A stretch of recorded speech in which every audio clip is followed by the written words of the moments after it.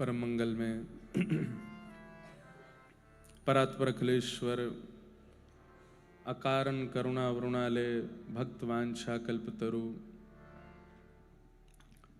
तड़िद्वत विनिंदित पीतांबरधारी श्री बालकृष्ण लाल की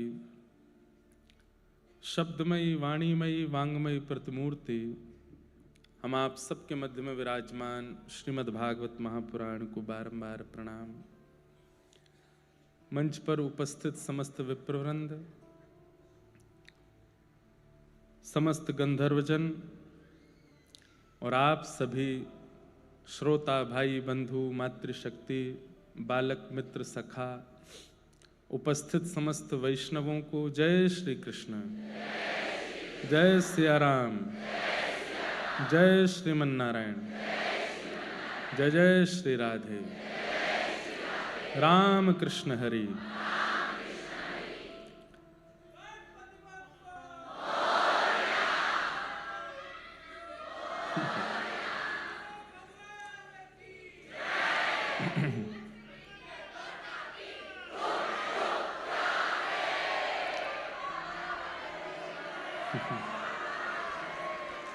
वाह भैया,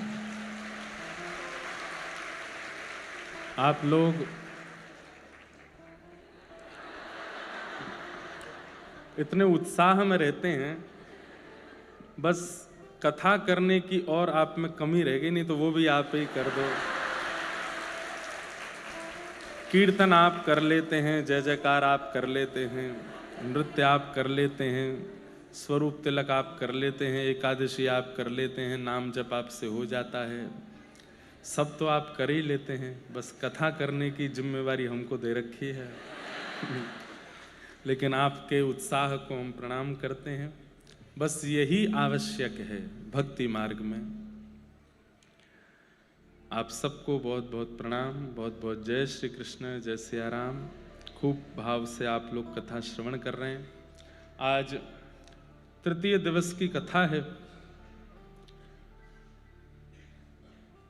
अब स्थान तो हम बदल नहीं सकते, स्थान तो यही रहेगा, लेकिन अब आप लोगों को रात रात भर थोड़ा कैलोरीज अपनी घटाओ, ताकि जितनी जगह में आप बैठते हैं दो बैठ सकें।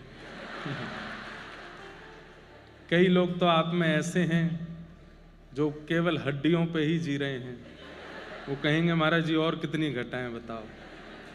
लेकिन ये आप सबका उत्साह, प्रेम भाव और ठाकुर जी के प्रति जो ये लगन है, ये अद्भुत है। और ये अनुभव हमको मुंबई में पहली बार हुआ, इसके लिए हमें बहुत सुख है। कथाएं तो सब जगह होती हैं, सब जगह ही संख्या में लोग आते हैं, इतनी संख्या में आते हैं कि बस जहां तक देखो लोग ही दिखते हैं। और सुनने हमको एक प्रसाद ठाकुर जी ने बहुत अच्छा दिया, सुनने वाले लोग कथा में आते हैं, और इसका हमें बड़ा सुख है, बहुत प्रसन्नता। तो इस बात का बहुत सुख है कि आप सब लोग बड़े भाव से कथा सुन रहे हैं, खूब आनंद से आप लोग कथा में आते हैं। आज सबसे पहले तो आपको तुलसी दिवस की बहुत बहुत शुभकामनाएं, बहुत बहुत मंगल कामनाएं। बस ठाकुर जी को जो अति प्रिय हैं वो श्री तुलसी महारानी, जिनके बिना ना विराजते हैं, जिनके बिना ना खाते हैं, जिनके बिना ना पीते हैं, जिनके बिना ना रहते हैं। बंधुओं, वैष्णवों की 3 निष्ठाएं हैं। सबसे पहली नाम निष्ठा,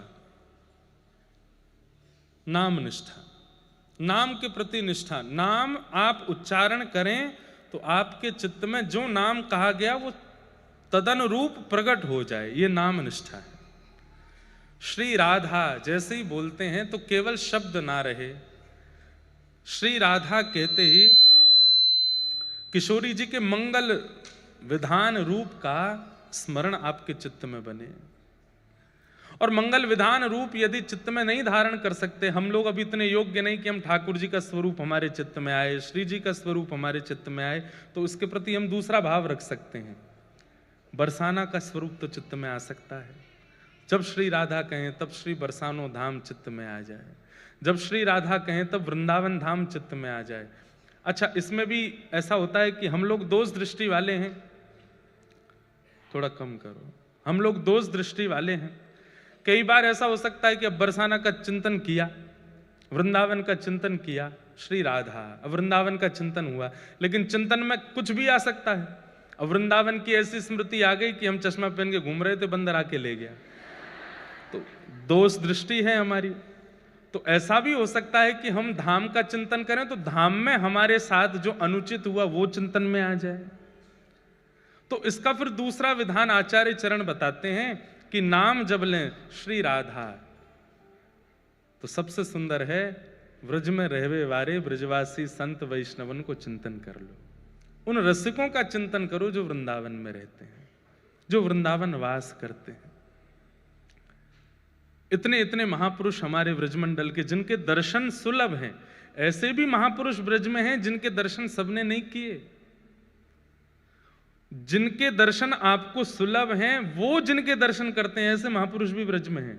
जहां ना कैमरे का प्रवेश है, जहां ना वीडियोस का प्रवेश है, जहां ना सोशल मीडिया का प्रवेश है, ऐसे महापुरुषों के दर्शन का सौभाग्य प्राप्त है। तो उनका चिंतन करने से क्या होगा? अब आप जितनी बार माला जप रहे हैं, श्री राधा श्री राधा श्री राधा, या जो भी आप जपते हैं, महामंत्र भी जपते हैं, हरे कृष्ण कृष्ण कृष्ण हरे हरे, हरे राम राम राम हरे हरे, अष्टाक्षर मंत्र श्री कृष्ण शरणम मम जपते हैं, या आपके गुरु के प्रदत्त जो आपको गुरु मंत्र है वो आप जपते हैं, उस समय चिंतन में वहां का कोई भाव आना चाहिए, नहीं तो नाम का कोई फल नहीं है। व्यक्ति औषधि लेते समय यह ध्यान रखे कि मुझे ठीक होना है, तो औषधि जल्दी काम करेगी। केवल औषधि ले ले और उसके बाद उसके जो नियम है, उसके जो परहेज हैं, उनका पालन ना करे तो फिर औषधि काम नहीं करती। पर नाम एक ऐसी औषधि है, भाव कुभाव अनख आलसहु नाम जपत मंगल दिश दशु। एक कितनी सुंदर कथा याद आई, गजेंद्र मोक्ष, ध्यान से सुनिएगा। गजेंद्र जब भगवान नारायण को पुकारता है, सबको कथा पता है कि गजेंद्र अपने परिवार के साथ सरोवर स्नान करने, नदी स्नान करने गए, तो एक ग्राह ने, मगरमच्छ ने पैर पकड़ लिया। सबने खूब प्रयास किया लेकिन गजेंद्र बाहर नहीं आए। 3 दिन 4 दिन निकल गए लेकिन कोई निकाल नहीं पाया। तब गजेंद्र को अपने पूर्व जन्म में गजेंद्र इंद्रद्युम्न नाम का एक राजा था, और उस जन्म काल में इंद्रद्युम्न राजा ने एक स्तुति लिखी थी। वो स्तुति एक जन्म बाद गजेंद्र के रूप में उसको याद आई, और तब वह उस स्तुति का गान करता है। पूरी स्तुति में किसी देवी का नाम नहीं, किसी देवता का नाम नहीं, किसी का नाम नहीं लेता। सब देवी देवता आकाश में खड़े हो गए हैं, गजेंद्र की ओर देख रहे हैं, लेकिन कोई भी नहीं जा रहा, क्योंकि सब मानिना बन के बैठे हैं कि हमें पुकारे तो हम जाएगा।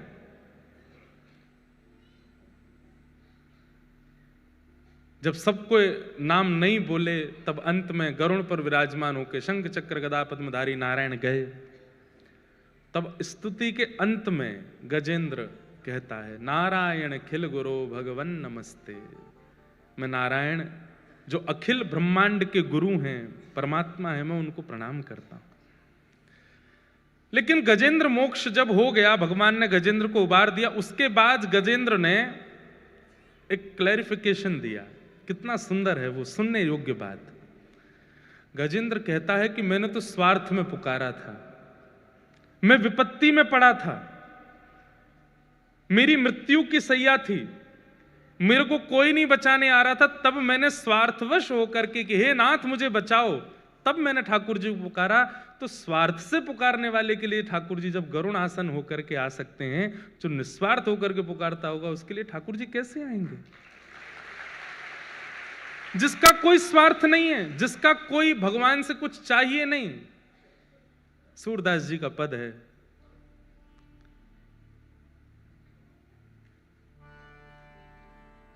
जैसे राखो तैसे रहूं, जैसे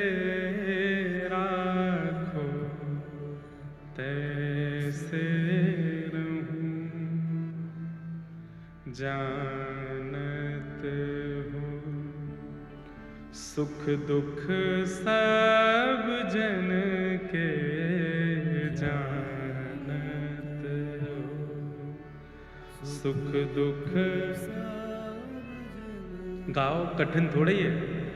जानत हो सुख दुख सब जन के जानत हो, सुख दुख सब। आप सब जानते हैं नाथ, तो फिर मैं क्यों कहूं? मुख से कछु न कहूं, मुख से कछु न रहूं,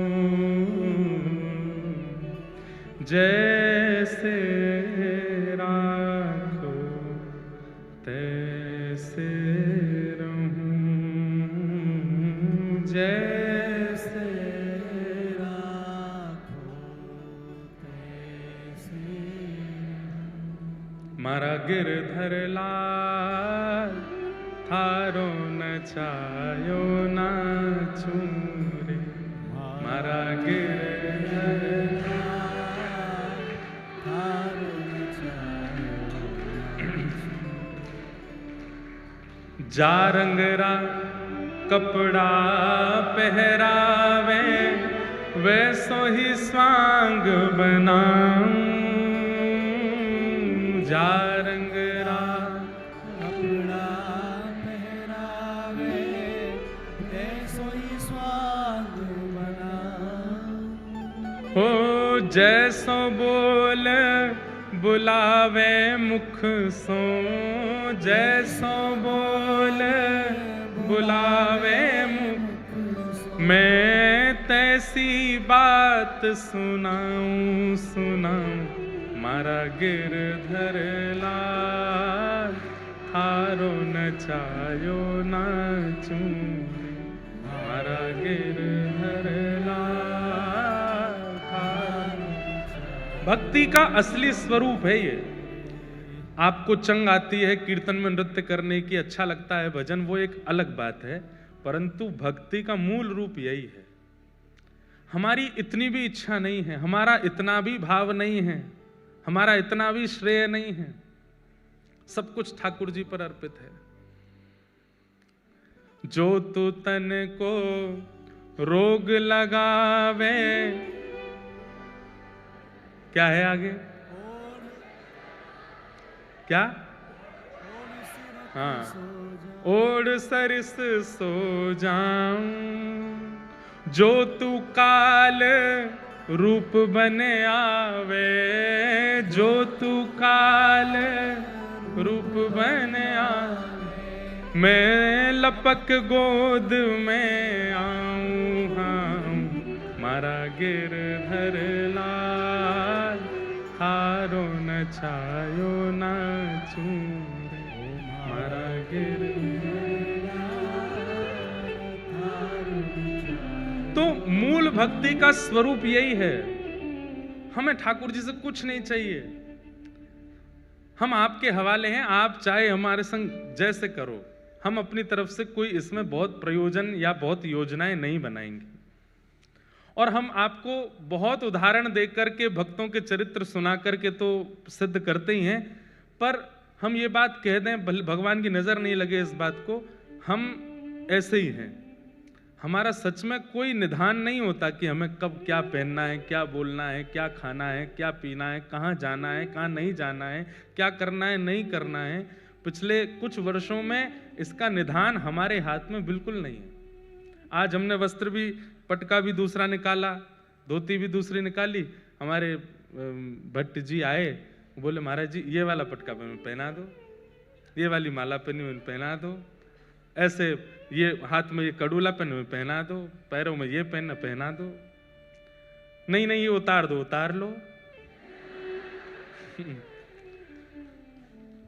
कान में बचपन से बाली पहनते, हमारी माँ बोली बहुत दिन अब इसको थोड़ा ठीक करवाऊंगा, लाओ दो, मैं उतार लो। सब बोले कहाँ गई, मैंने कि पता नहीं, जो पहना दे पहन लें, उतार दे उतार लें। तो उसमें भी क्या है विधान कि जो कुछ भी लोग करा रहे हैं हाँ, इतना विवेक तो होना चाहिए कि कोई भाई यूं कह दे चलो पब चलो हमारे संग, वहां थोड़ी जाओगे, ले चलो, ऐसा थोड़ी है। अब वहां चलो उस गलत जगह पे चलो, ऐसे थोड़ी, वहां थोड़ी जाएंगे। इतना बुद्धि विवेक तो है कि जो अयोग्य है उसकी विवेक तो सत्संग आपको देता है, पर अपनी सुख की व्यवस्थाओं में अपनी इच्छा नहीं है, ठाकुर जी की इच्छा। गजेंद्र तो कहते हैं कि मैंने स्वार्थ से पुकारा तो वो आ गए रक्षा करने के लिए, अगर मैंने निस्वार्थ से पुकारा होता तो मुझे क्या प्राप्त होता, मैं वो सोच करके चिंतित हो रहा हूं। यदि मैंने निस्वार्थ से पुकारा होता तो क्या होता।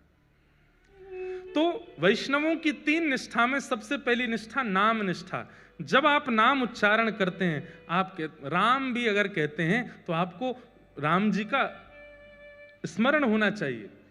अब आपको स्मरण कैसे करें? नव कंज लोचन कंज मुख कर कंज पद कंजा। कंज किसे कहते हैं? यह है कंज, कमल। जिनके कमल जैसे नेत्र हैं, जिनके कमल जैसा मुख है, जिनके कमल जैसे हाथ हैं, जिनके कमल जैसे पैर हैं, जिनके कमल जैसा सर्वांगीण अंग है, ऐसे प्रभु श्री राम। अब आप चिंतन करो, देखो कितनी सुंदर झांकी। ठाकुर जी हैं नील वर्ण के और आंखें कैसी हैं? कमल जैसी। तो जैसे मानो नील सरोवर में 2 कमल रखे हों। ठाकुर जी के हाथ कैसे हैं? कमल जैसे, मानो नील वर्ण में 2 कमल यहां। चरण कैसे? कमल जैसे। हम लोगों का एक स्वभाव है, संसार के विषय का चिंतन हम बहुत जल्दी कर लेते हैं, लेकिन भक्तिमय चिंतन हमसे बनता नहीं। अभी कोई आपको ऊट पटांग चीजों का चिंतन करावे, विषय भावनाओं का चिंतन करावे, कोई गलत बात मंच से करने लग जाए, तो गंदी बात करने लग जाए, आप 2 मिनट में आपकी सारी इंद्रियां एक्टिव हो जाएंगी उसके लिए। लेकिन भक्ति भाव में लगाना पड़ता है, चिंतन करना पड़ता है, सोचना पड़ता है, चिंता करनी, कैसे बनेगा, कैसे बनेगा, क्यों नहीं बन रहा है? क्योंकि हमारा स्वभाव उस तरफ नहीं है, हमारी चित्त वृत्ति उस तरफ नहीं है। हमारी चित्त वृत्ति काम भोग की ओर है, तो वहां का चिंतन 2 मिनट में, गलत गाने सुन लेते हैं, गलत दृश्य देख लेते हैं, 2 मिनट में सब कुछ करना भी नहीं पड़ता, तो भी हमारी इंद्रियां सब सजग हो जाती हैं। और यहां इतनी कथाएं सुनने के बाद, नाम जप करने के बाद भी ठाकुर जी के प्रति चिंतन नहीं बन पाता। इसलिए प्रयास कीजिए, जब जब नाम उच्चारण करो तब तब या तो नामी का या नामी के धाम का चिंतन करो। जितनी बार नाम उच्चारण हो, वृंदावन का स्मरण हो, ब्रजवासियों का स्मरण हो, रसिकों का स्मरण हो, संतों का स्मरण हो, जितनी बार राम नाम उच्चारण करो। हमारे वृंदावन में एक बाबा रहते थे, उपासक थे राम जी के, रहते थे वृंदावन में। और जब बिहारी जी का दर्शन करते थे तो कहते जय हो अवध बिहारी लाल की। ब्रजवासी कहते बाबा का है वो, बावड़ा है वो है, वृंदावन बिहारी लाल है, अवध बिहारी बोले। राधा वल्लभ जी के पास जाते तो राधा वल्लभ जी के पास जय हो जानकी वल्लभ लाल की जय हो।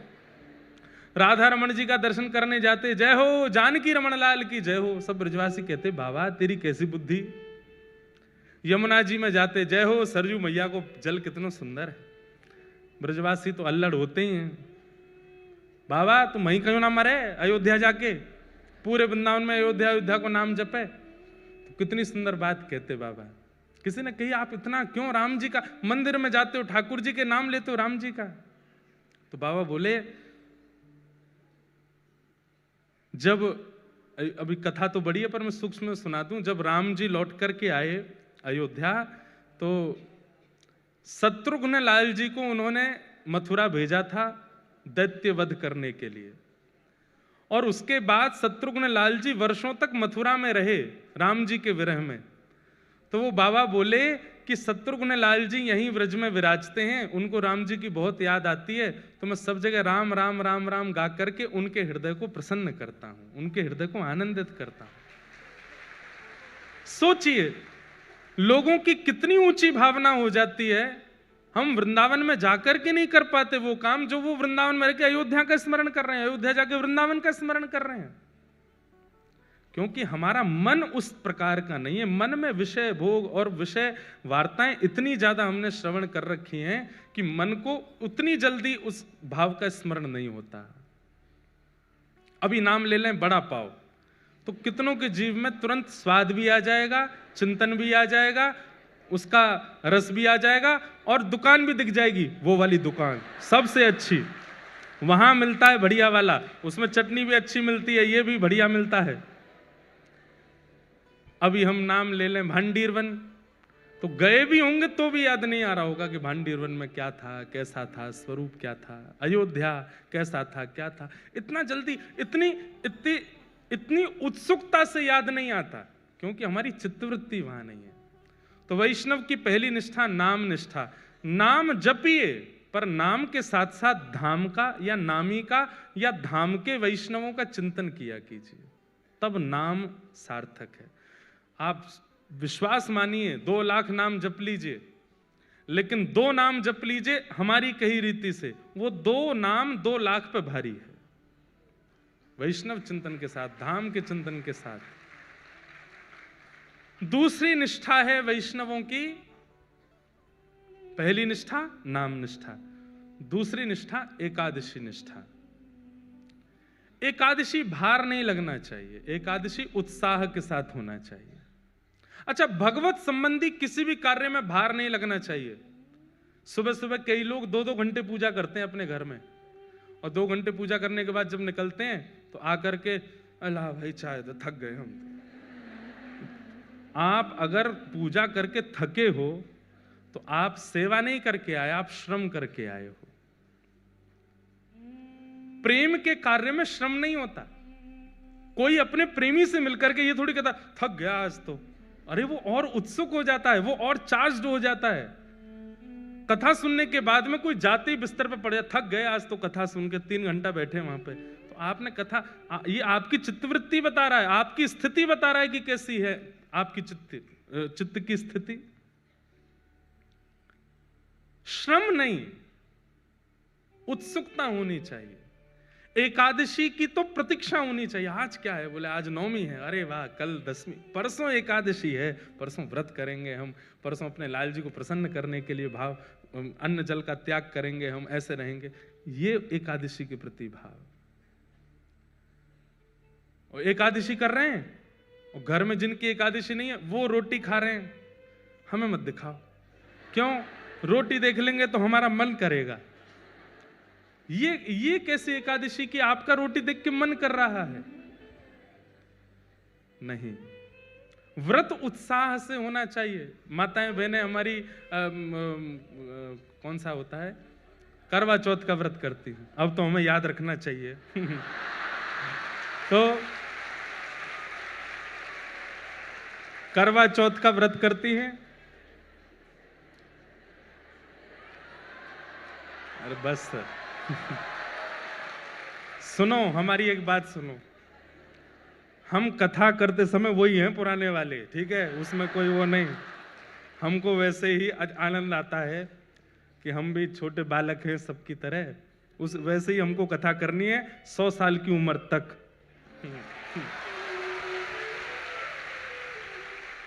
तो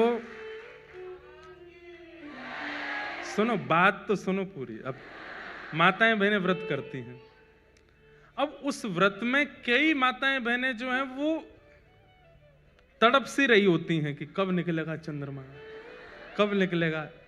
उस दिन जैसी चंद्रमा की आराधना, कभी कई जगहों पे बादल आ जाते। इस बार हम करवा चौथ वाले दिन बद्रीनाथ में थे, तो वहां पे 2-4 माताएं थी, वो भी बोले महाराज जी बादल आ गए।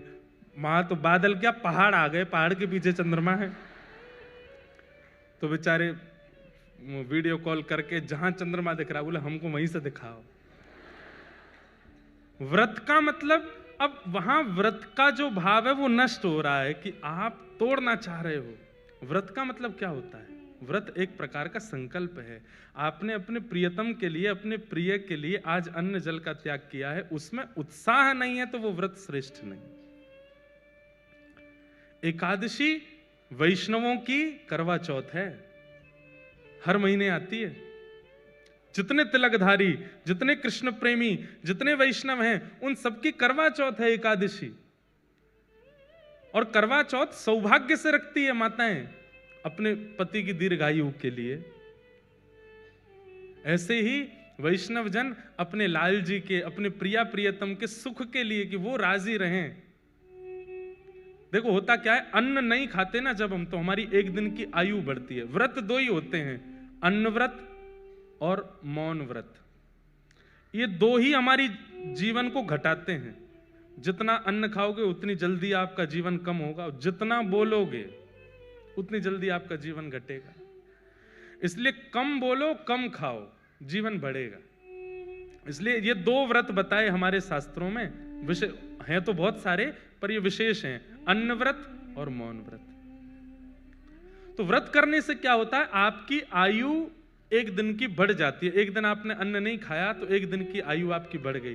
वैष्णव क्या करते हैं, ठाकुर जी हमने अपना जीवन आपको दे दिया, हमने अपना सर्वस्व आपको दे दिया, हमने अपना समय आपको दे दिया, पर हम जो भी कुछ देते हैं आपको, उसमें हमें कोई प्रमाणिकता नहीं कि आपको मिला कि नहीं। पर आज हम अन्न छोड़ करके जो एक दिन की आयु हमारी बढ़ी है, वो भी हम आपको प्रदान करते हैं, आपके चरणों में अर्पित करते हैं। ये आप स्वीकार करो।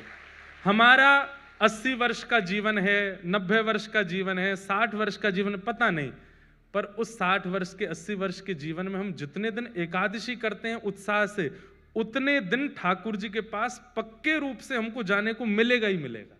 उतने दिन तो ठाकुर जी अपने निकुंज में रखेंगे ही रखेंगे। इसलिए वैष्णवों की दूसरी निष्ठा क्या है, एकादशी निष्ठा।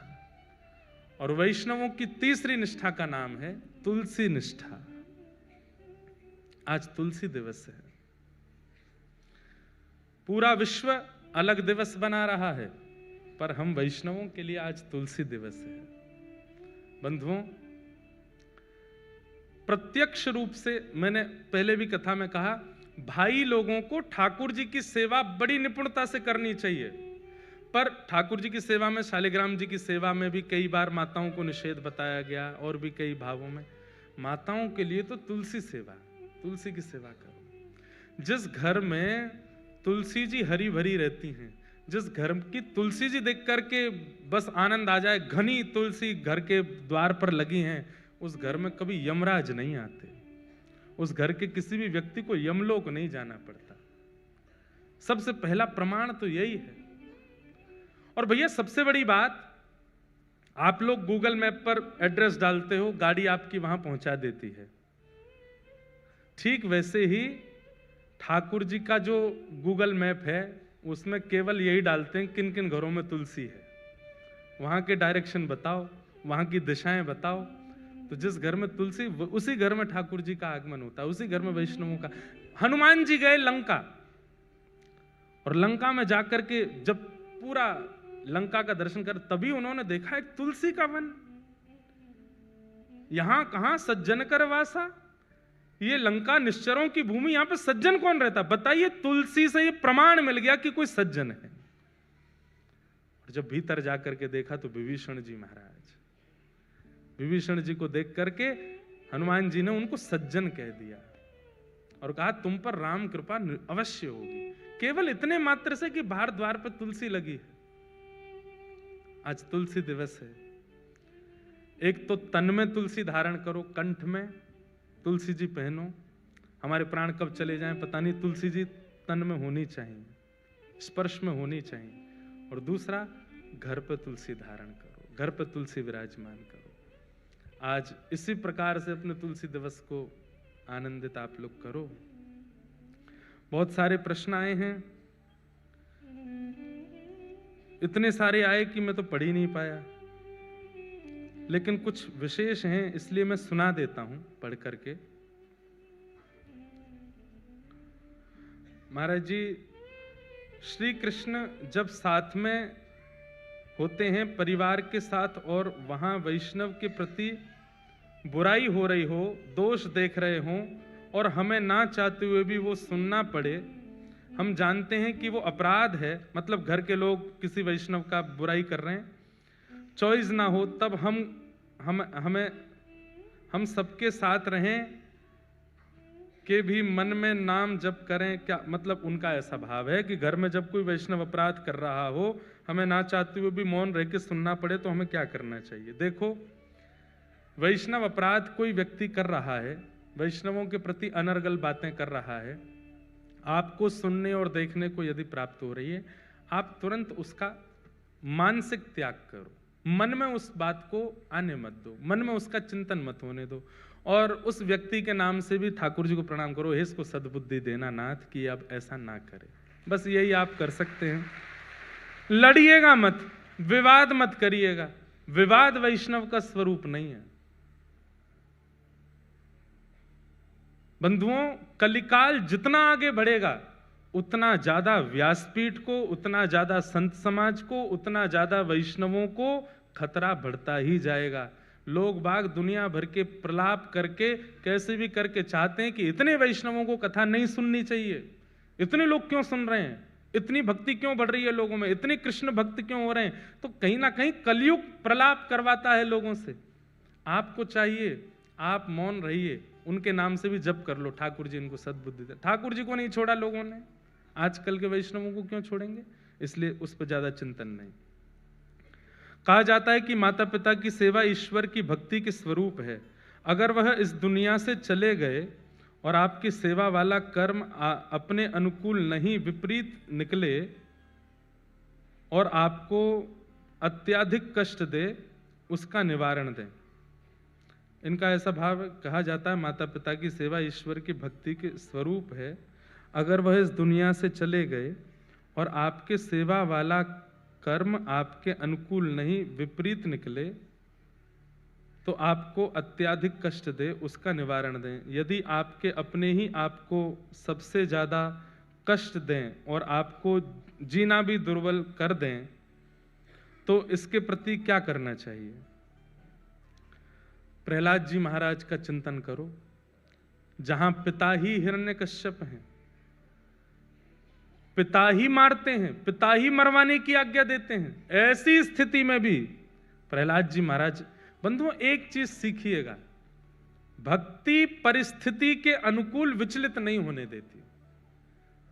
परिस्थिति में चाहे पति, चाहे पत्नी, चाहे माता पिता, चाहे अंतरंग व्यक्ति भी आपके विपरीत हो जाए, तो भी अगर आप भक्त हैं तो आप विचलित नहीं होंगे।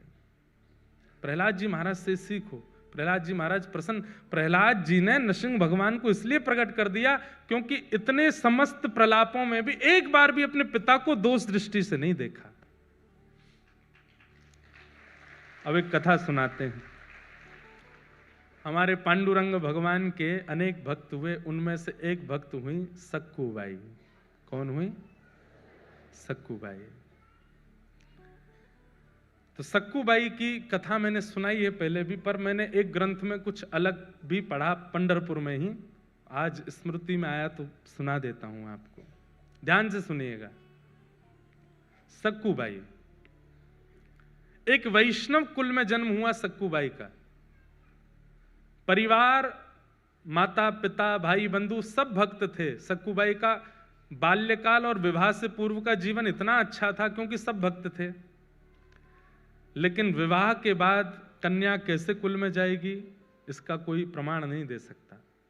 सक्कूबाई का विवाह किया गया, लेकिन परिवार ऐसा मिला विपरीत, और विपरीत ही नहीं, विपरीत की पराकाष्ठा।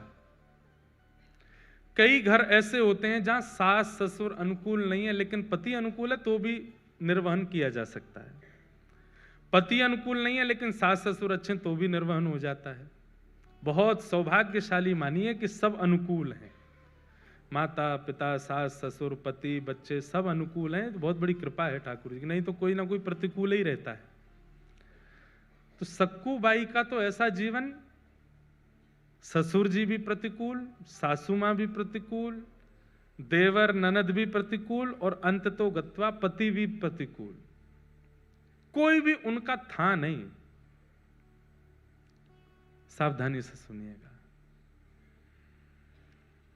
प्रतिकूल थे सब।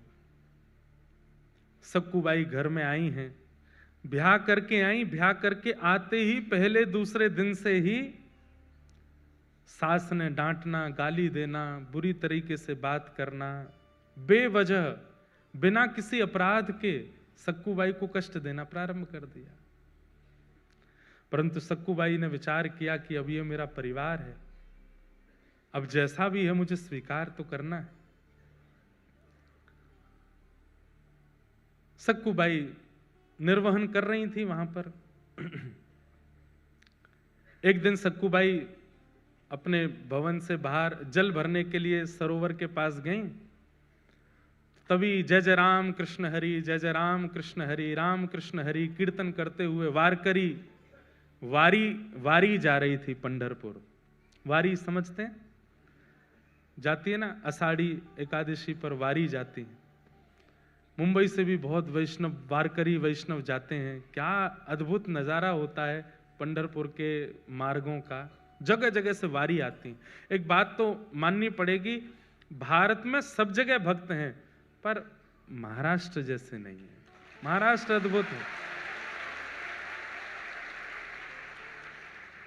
माझे माहेर पंढरी, आहे भीवरे छातेरी, माझी बहीण चंद्रभागा, माझी बहीण चंद्रभागा, करित से पाप भंग, करित से पाप भंग, करित से पाप भंग, ओ माझे माहिर पंढरी, आहे भीवरे छातेरी, एका जनार्दनी शरण, एका जनार्दनी शरण। ये महाराष्ट्र की कृपा है, हम आते रहते हैं तो हमको मराठी अभंग 2-3 याद हो गए हैं, थोड़े थोड़े आते हैं। पहले तो गलती भी होती थी, अब वो भी नहीं होती, अब तो ऐसे याद हो गए हैं, गा देते हैं। तो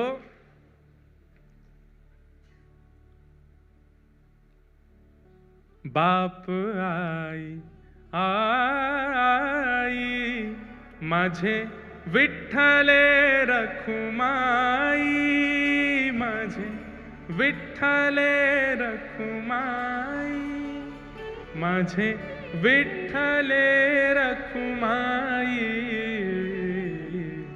हो माझे माहिर पंढरी, आहे भीवरे छातेरी, आहे भीवरे छातेरी।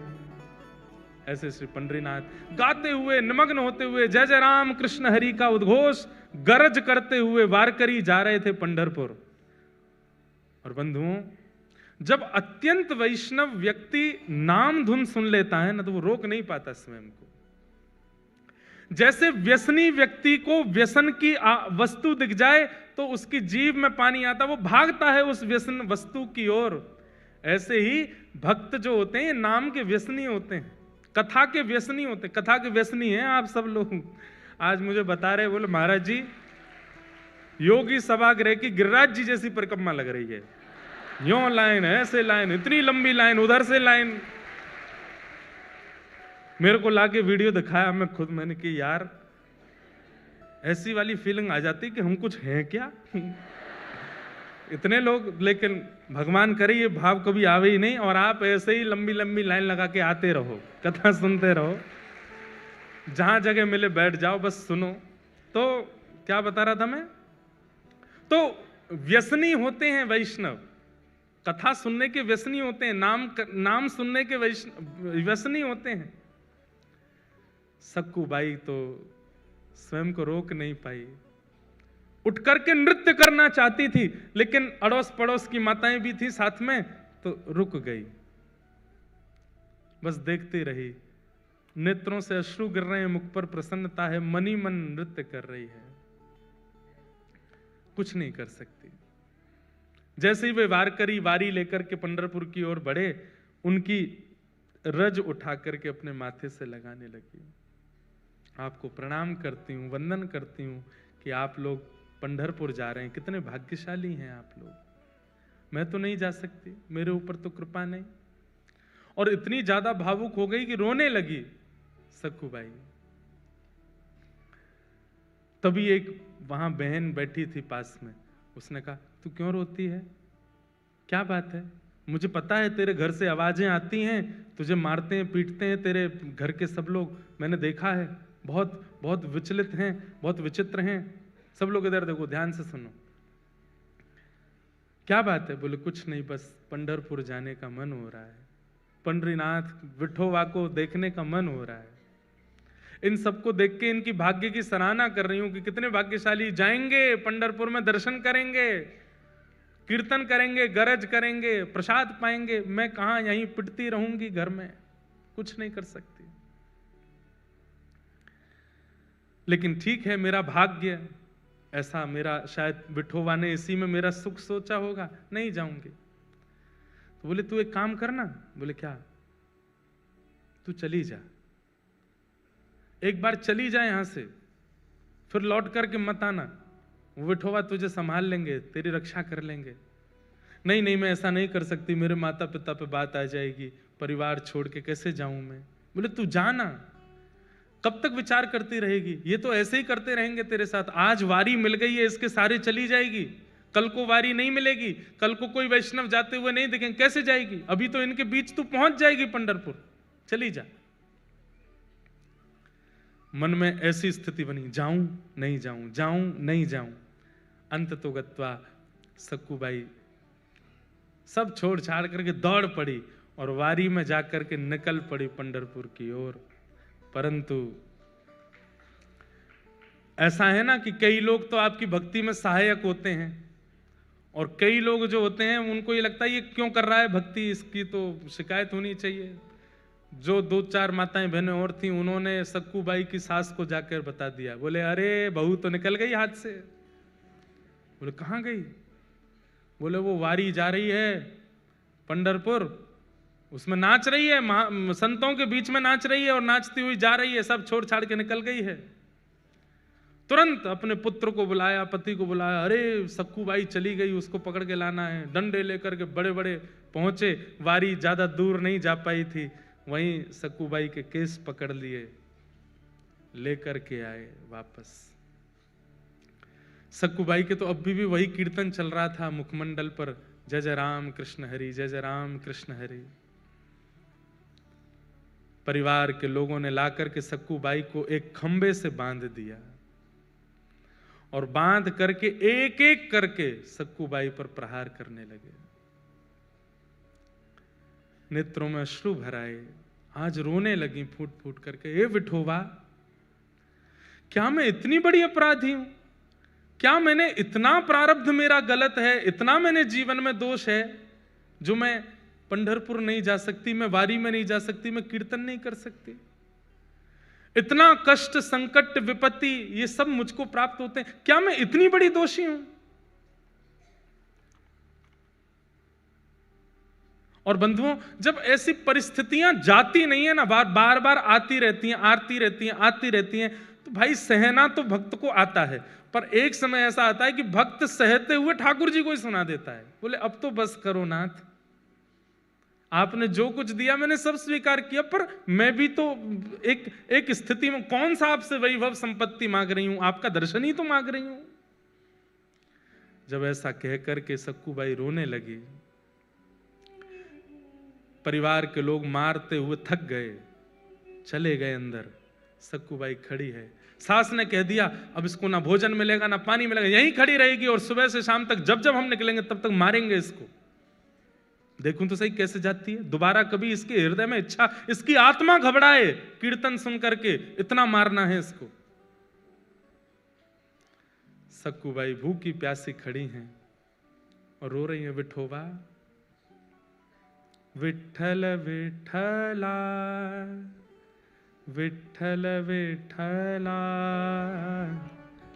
विठ्ठल विठ्ठल विठ्ठल विठ्ठल विठ्ठल विठ्ठला, विठ्ठल विठ्ठला, विठ्ठल विठ्ठला, विठ्ठल विठ्ठल विठ्ठल विठ्ठल विठ्ठल विठ्ठल विठ्ठला विठ्ठल विठ्ठला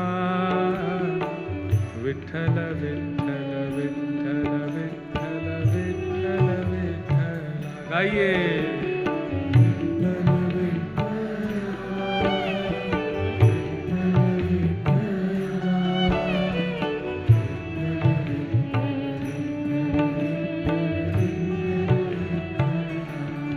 सक्कूबाई गा रही है और इतने में ही एक गांव की ही जो जैसे नवारी साड़ी पहनते हैं ना यहाँ महाराष्ट्र में, लांग लगा करके माताएं ऐसे तैयार होती हैं, गजरा वजरा पहन करके, बिल्कुल ऐसी नवारी साड़ी पहन करके सांवली सी एक सखी, स्वयं पंडरीनाथ भगवान एक सखी बन करके आए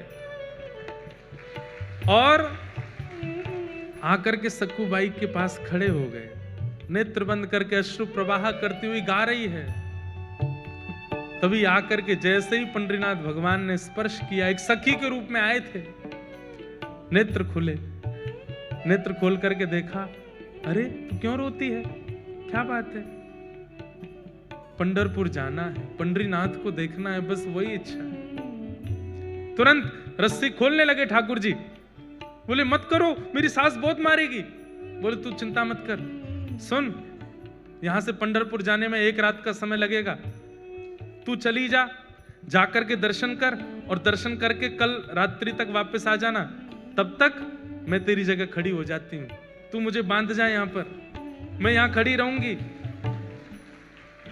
अरे तुम क्यों पीड़ा सहोगी, तुम्हारा तो कोई अपराध नहीं। बोले अपराध तो तेरा भी नहीं है, बदले में मुझे कुछ चाहिए, वो दे देगी। बोले क्या, पूरन पोली बना के खिला दियो मुझे। सक्कूबाई बोली वो तो तुम खुद भी बना सकती हो। नहीं, मैंने सुना तू बहुत अच्छा बनाती, तेरे हाथ का पाऊंगी। ठाकुर जी बोल रहे हैं चली जा, और मैं पूरन पोली की इतनी शौकीन हूं, तू 1 रात भी पिट लूंगी, तू लौट के आएगी, मुझे बस खिला देना, फिर तू आके यहीं खड़ी हो जाना, मैं बांध दूंगी तुझे, अभी तू जा। और आकर के रस्सी खोल दी, सक्कूबाई हट गई, ठाकुर जी खड़े हो गए, बोले सुन मुझे बांध के जा। सक्कूबाई बोली मैं नहीं कर सकती। बोले मैं कह रही हूं मुझे बांध के जा। सक्कूबाई ने ठाकुर जी को बांध दिया। ठाकुर जी खड़े हैं, पंडरीनाथ खड़े हैं, बोले तू जा, विठोबा का दर्शन करके आ। सक्कूबाई प्रणाम करके चली गई। यहां शांत संध्या का समय हुआ और सास ससुर पति सब निकल के आए। ठाकुर जी ने सक्कूबाई का ही रूप धारण कर लिया, जैसे सक्कूबाई के केश खुले थे, घाव थे, वैसे ही बन गए। आकर के फिर से मारना शुरू किया, ठाकुर जी पीड़ा सह रहे, मेरी सक्कू चली जाए, दर्शन करके आ जाए। बंधुओं हमें नहीं पता ठाकुर जी कब कहां क्या कर रहे हैं। आज भी मेरी परिस्थिति के लिए, आपकी परिस्थिति के लिए, हम सबकी परिस्थिति के लिए कहीं तो कुछ कर रहे हैं, वो हमें नहीं पता चलता है। कथा सुनना इतने भयंकर कलिकाल में, माया नगरी मुंबई में आसान है। यहां समय भी रोकता है, यहां परिस्थिति भी रोकती है, यहां के लोग भी रोकते हैं कथा सुनने से, फिर भी आप आ रहे हैं। ये विट्ठल कर रहे हैं तभी आप आ रहे हैं। आपको रोकने वाले, आपको टोकने वाले, आपकी परिस्थितियों को किसी भी प्रकार से करने वाले उन लोगों को लेट कर देते होंगे, उनको कैसे भी करके उनका फोन इंगेज जा रहा होगा, आपसे बात नहीं हो पा रही होगी, कुछ भी करके ठाकुर जी ऐसी परिस्थिति बनाते कि तू जा कथा सुन, ताकि तेरी भक्ति में और वर्धन हो जाए।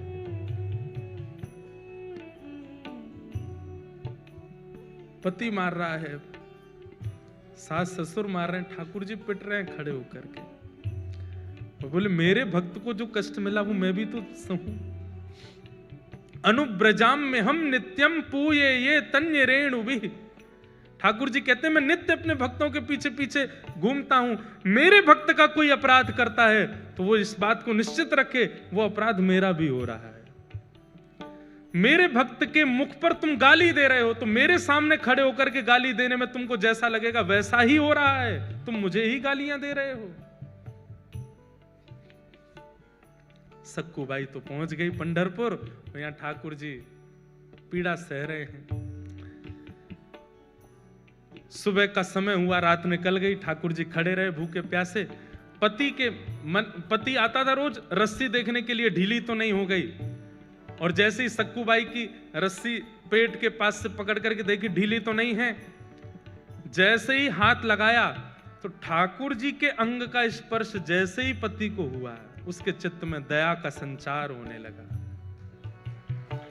दया की भावना आने लगी। बंधुओं, जब कभी भी इस संसार में दुनिया निर्दयी हो गई हो, लेकिन आपके चित्त में तब भी दया आई हो, तो ये बात याद रखना, ठाकुर जी ने छुआ है आपको, इसीलिए दया आ रही है, इसीलिए प्रेम आ रहा है। ये दया की भावना, ये प्रेम की भावना, ये सरल स्वभावना, ये आपका नहीं है। आप सब तो राक्षस हैं। हमारे अंदर ये सहज स्वभाव का प्रादुर्भाव ठाकुर जी के स्पर्श से होता है। जब जब दया आवे, जब जब किसी के ऊपर करुणा आवे, किसी के ऊपर दया आवे, किसी की सरलता, किसी के प्रति दीन भाव आवे, समझना ठाकुर जी ने छुआ है। सक्कूबाई के पति ने जैसे ही छुआ तो दया आ गई। कितनी दया आई? भूखी है, 2 दिन से कुछ खाया नहीं तूने, चल अभी मां पिता को आने में देर है, तब तक मैं रस्सी खोल देता हूं, कुछ खा ले, खुद बना के खा ले। रस्सी खोल दी, और सुन मेरे लिए भी बना देना। थोड़ी दया ही आई है, ज्यादा थोड़ी आई है, थोड़ी सी दया आई है। आहा, आप ये मत सोचिए कि वो कितना निर्दयी है, ये सोचिए कि एक सक्कूबाई के कारण ठाकुर जी कितनों भक्तों के हाथ का बना हुआ प्रसाद ठाकुर जी पाते हैं। ठाकुर जी के हाथ का बना हुआ प्रसाद ये दुष्ट निशाचर पाने जा रहे हैं सक्कूबाई के कारण। ठाकुर जी आटा लेकर के आए हैं, और जो जो सामग्री होती है पूरन पोली में सब ठाकुर जी व्यवस्थित कर रहे हैं। अपने हाथ से आटा मार रहे हैं, उसके अंदर वो जो मीठा मीठा सामग्री होते है उसको धर रहे हैं, बेल रहे हैं अपने हाथ से, कोमल हाथों से। ठाकुर जी ऊपर वैकुंठ में बैठी लक्ष्मी रो रही है ठाकुर जी को देख के। ये कैसा सौभाग्य, एक भक्त के लिए ठाकुर जी कितना करते हैं। अभी बंधुओं जनाबाई का प्रसंग नहीं आया, नहीं तो नेत्रों के अश्रु रुकेंगे नहीं। ये पंडरीनाथ भगवान की ऐसी ऐसी लीलाएं हैं कि मैं क्या सुनाऊं आपको। अपने हाथ से पूरन पोली बना रहे हैं, और कहां परमात्मा सबसे पहले आरोगते हैं, लेकिन आज भक्त के परिवारियों को पवा रहे हैं, उसके पति को पवा रहे हैं, उसकी माता बहन को पवा रहे हैं, उसके सास ससुर को पवा रहे हैं। उसके बाद पति कहता है तू भी पाले। अंत में ठाकुर जी स्वयं पार, आधा कोर पाया, पूरा पा भी नहीं पाए। किसी ने पूछा ठाकुर जी आप क्यों नहीं पा रहे हो? अपने हाथ का बनाया आज तक नहीं पाया, सदा भक्तों के हाथ का ही पाया है, स्वाद नहीं आ रहा है।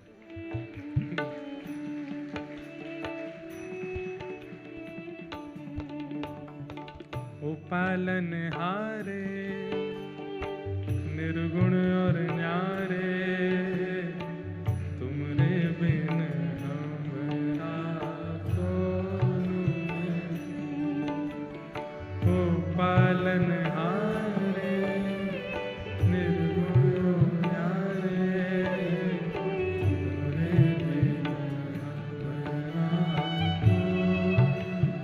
भैया देखो, बंबई की हर तरीके से वैष्णव लोग बात कहते हैं, माया नगरी कहते हैं, कभी कभी यहाँ के इंडस्ट्री को कुछ कह भी देते हैं, ऐसी पिक्चर बनाते हैं, ये करते हैं। पर इस बंबई नगरी ने कुछ आधुनिक ऐसे कीर्तन भजन भी दिए जिसके लिए धन्यवाद भी कहते हैं। यहाँ की नगरी और यहाँ की इंडस्ट्री ने ऐसे ऐसे भाव भी दिए हैं जो कथा में गाने लायक भी हैं। हमरी उलझन सुलझाओ भगवन, तुमरे बिन हमरा कौन नहीं। हमरी उलझन सुलझाओ भगवन, तुमरे बिन हमरा। पूरन पोली पवादी ठाकुर जी ने स्वयं पाली। पति ने कहा चल आजा, दोबारा खड़ी हो। खड़े हो गए ठाकुर जी, फिर से बांध दिया, फिर से मारना शुरू किया। वहां सक्कूबाई पहुंची है पंढरपुर, और पंढरपुर पहुंचते ही जैसे विठोबा को देखा है, कमर पर हाथ रख के सुंदर ते ध्यान उभे विटेवरी, हा ऐसा सुंदर जिनका ध्यान है, उनका प्रत्यक्ष दर्शन करके सक्कूबाई तो मंत्रमुग्ध हो गई। ठाकुर जी के चरणों को स्पर्श करके हृदय से लगा करके दर्शन करके इतनी आनंदित हो गई। अब जैसे ही बाहर निकलने लगी, सक्कूबाई तो भूल गई कि मेरा परिवार है, मेरा घर है, मेरा पति है, मेरी सास है, कौन, सब भूल गई। कुछ स्मृति नहीं थी, बस ये लग रहा है कि मैं दूर नहीं जा सकती, मैं आपसे दूर नहीं हो सकती नाथ। ज्यों-ज्यों पग बाहर कर रही है घर से, मंदिर से, त्यों-त्यों सक्कूबाई के ऐसा लग रहा है कि मैं कैसे रहूंगी, ये विठोबा जैसे दिखने बंद होंगे, मेरी श्वास निकल ना जाए, मेरे प्राण ना चले जाएं। और वही हुआ। जैसे ही सक्कूबाई मंदिर से बाहर आई, विठोबा दिखने बंद हुए। व्याकुल प्राण धरत नहीं धीरज, ऐसे प्राण हो गए सक्कूबाई के। उसी समय एक क्षण में खड़ी खड़ी सक्कूबाई के प्राण निकल गए, ठाकुर जी में विलीन हो गए। वही वारकरी वैष्णव जो वारी लेकर के सक्कूबाई के गांव से निकले थे, वो सब वहां कीर्तन कर रहे थे। तभी देखा कि कोई माता मूर्छित हो गई। दौड़ करके सबने जाकर के देखा, श्वास देखी चल नहीं रही है, नब्ज देखी चल नहीं रही है। वैद्य आए, वैद्यों ने मृतक घोषित कर दिया। वारकरी वालों में से एक बोला, अरे ये तो वो सक्कूबाई है, इसके गांव से ही तो हम लोग निकले थे, जो हमारी वारी में थोड़ी दूर चली, फिर सास ससुर पकड़ के ले गए थे, मारा पीटा, ये वही तो है।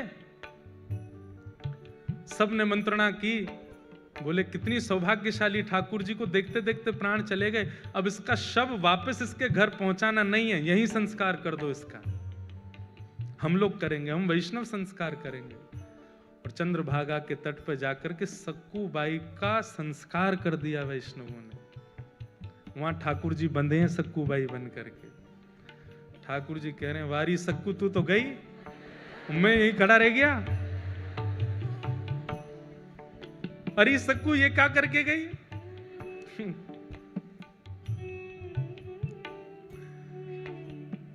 तब रुक्मणी जी को चिंता हुई कि सक्कू तो वैकुंठ पहुंच गई, ठाकुर जी वहां सक्कू बने खड़े हैं। तब ठाकुर जी से कहा, नाथ ये मैं बहुत सह रही हूं, आप इतना कुछ वहां सह रहे हैं, मैं देख के मेरे को व्याकुलता हो रही है, अब नहीं होगा ये काम, अब कुछ करिए। बोले क्या करूं, सक्कू तो गई, मेरे को यहाँ रहना ही पड़ेगा। बोले नहीं नहीं नहीं, कुछ तो करो। तो ठाकुर जी गए पंढरीनाथ भगवान चंद्रभागा जी के तट पर, और सक्कूबाई की चिता की जो राख थी, उस राख से सक्कूबाई का स्वरूप बना करके पुनः उनको जीवित कर दिया। और जीवित करके कहा, अरे सक्कू, बोली मुझे क्यों आपने वापस इस संसार में बुला लिया?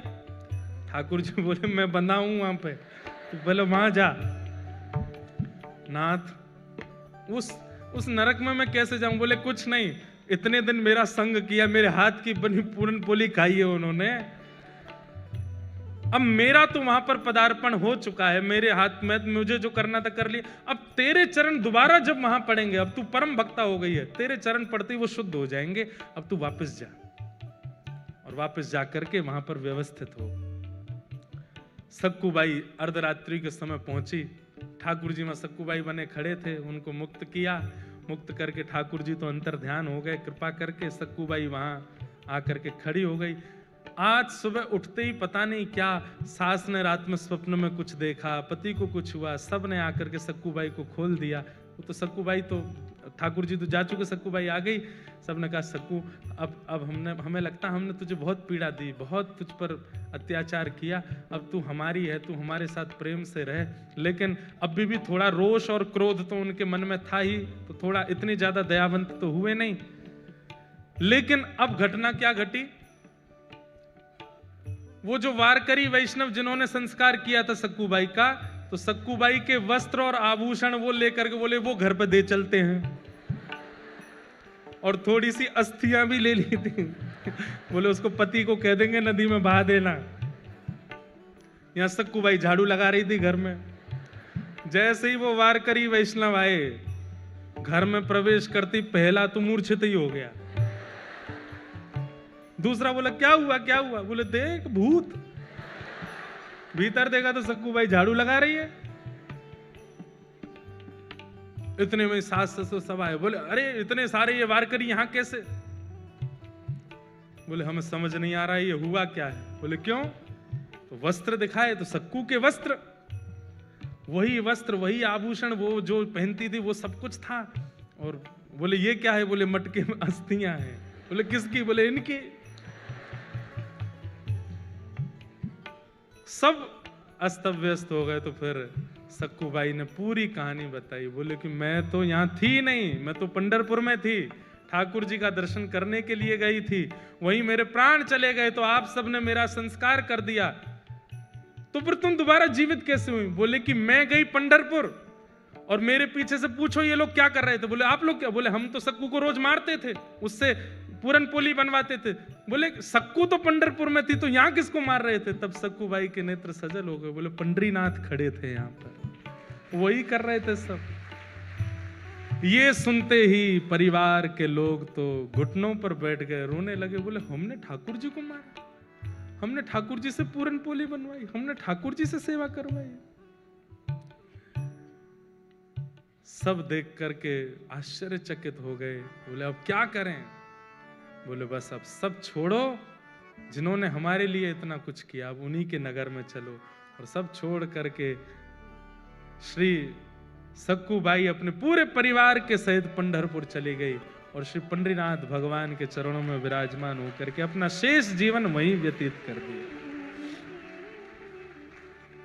तो ये जितने प्रश्न आपके आए हैं, विपरीत हैं, आदि हैं, इसमें एक बात आपने नोट की, आप उनमें भी दोष मत देखो। ये बात करने में बहुत कठिन है, पर अगर कर लोगे तभी तो सक्कू बन पाओगे, तभी तो प्रहलाद बन पाओगे, तभी तो ध्रुव बन पाओगे। नहीं कर पाओगे तो फिर आप रमेश हरेश जो भी हो वो रह जाओगे। ये करना पड़ेगा कि आपको उनमें दोष ना दिखे, आपको उनमें कमियां ना लगे। हाँ हाँ, ऐसी सक्कू बाई परिवार सहित ठाकुर जी की होगी। बंधुओं, एक वैष्णव जब एक परिवार में होता है, एक वैष्णव जब अपनी एक मित्र मंडली में होता है, एक वैष्णव जब एक परिस्थिति में होता है, उसका दायित्व बनता है कि वो औरों को भी वैष्णव बनावे। जिद करके नहीं, लड़ करके नहीं, बस अपनी प्रक्रिया और अपने व्यवहार से सबको वैष्णव बना दे।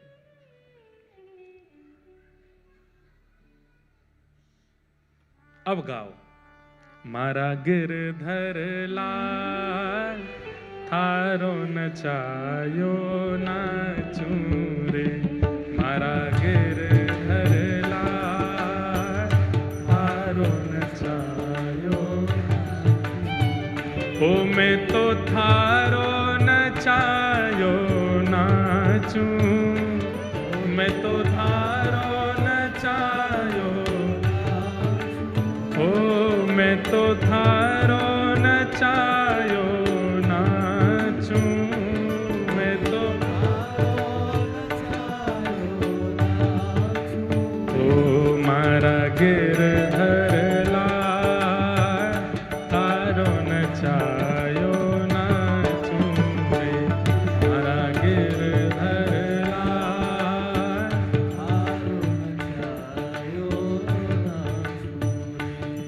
मारा नट राजा थारो नचायो नाचूं रे, मारा नट राजा थारो नचायो। प्यारे गिरधर लाल की।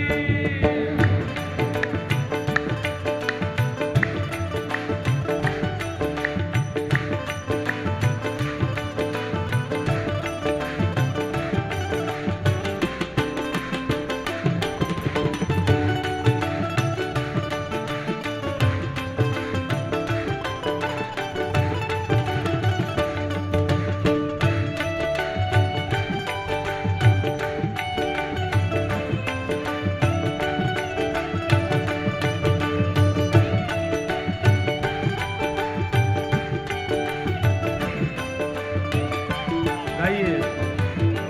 ओ रूप सूखा जो कछु देवे थारे ही भोग लगाऊं।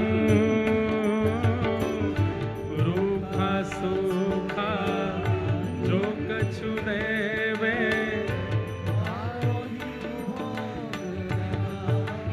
हाँ मैं तो थारो ही भोग लगाऊं।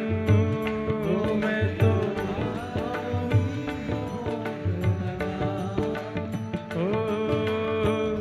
खीर परस या छाछ राबड़ी, खीर परस या खीर परस या छाछ राबड़ी, खीर परस या मैं सबई प्रेम से पाऊं हाँ पाऊं। मारा गिरधर लाल तारो नचायो नाचूं रे। मारा गिरधर लाल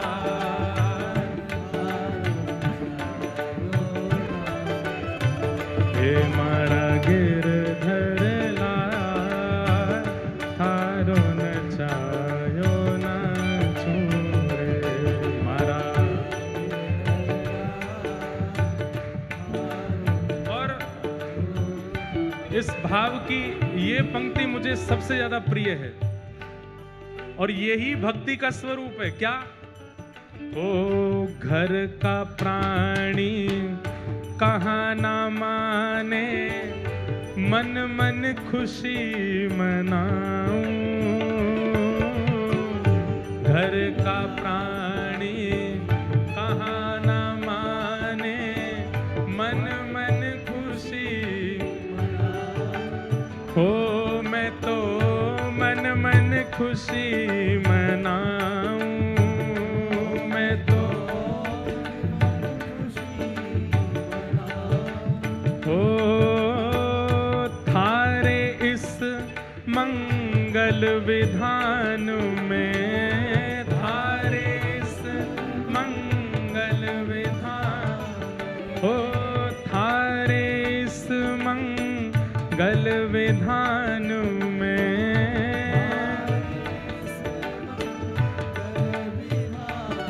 मैं काहे टांग अड़ाऊं अड़ाऊं। मारा गिरधर लाल थारो नचायो नाचूं रे। मारा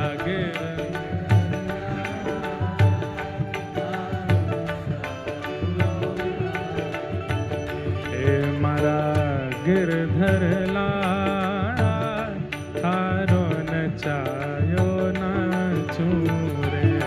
मारा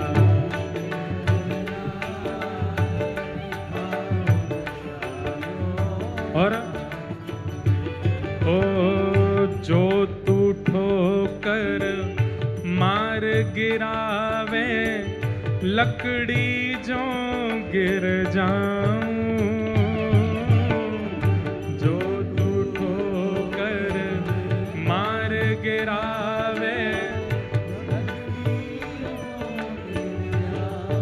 इसमें लकड़ी जो गिर जाऊं मतलब लकड़ी जब गिरती है तो एक बार भी सहारा, हम गिरते हैं तो एक बार हाथ का सहारा कैसे भी लगाते तो हैं कि बच जाएं, पर लकड़ी जब गिरती है तो सीधी गिरती है, सहारा नहीं लेते।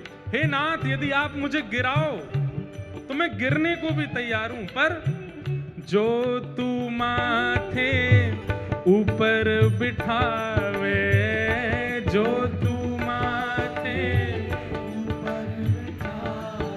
हो जो तू माथे ऊपर बिठावे,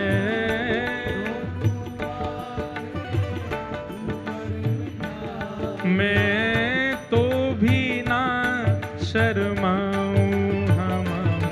मारा गिरधर लाल थारो नचायो नाचूं रे। मारा आइए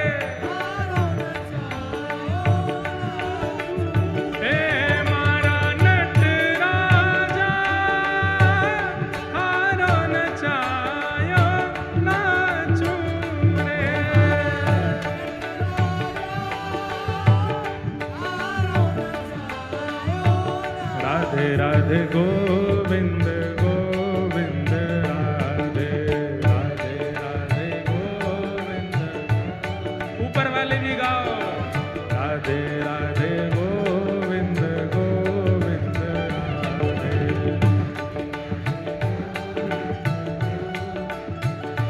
हरि गोविंद राधे गोपाल राधे।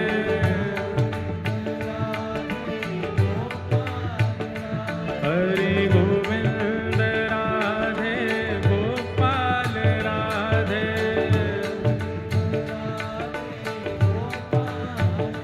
हरि गोविंद राधे गोपाल राधे। ओ हरि गोविंद राधे गोपाल राधे।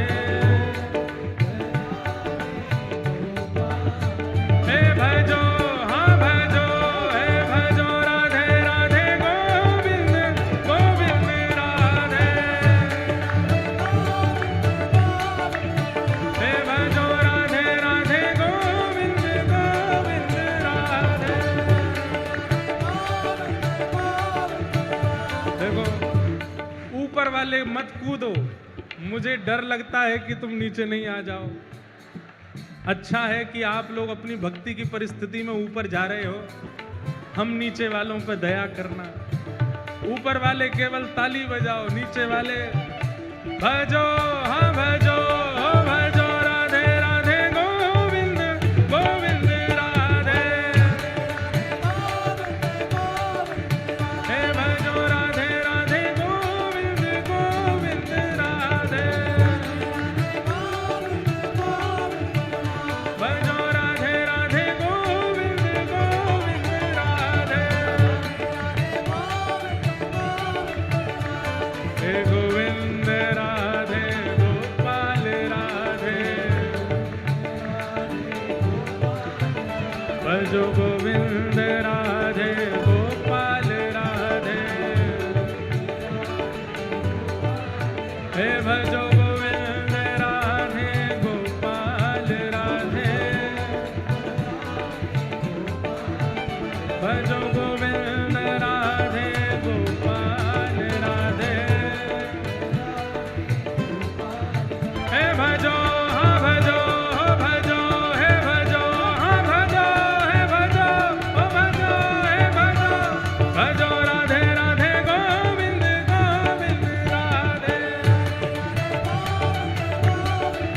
हे भजो राधे राधे गोविंद गोविंद राधे। हे भजो राधे राधे गोविंद गोविंद राधे।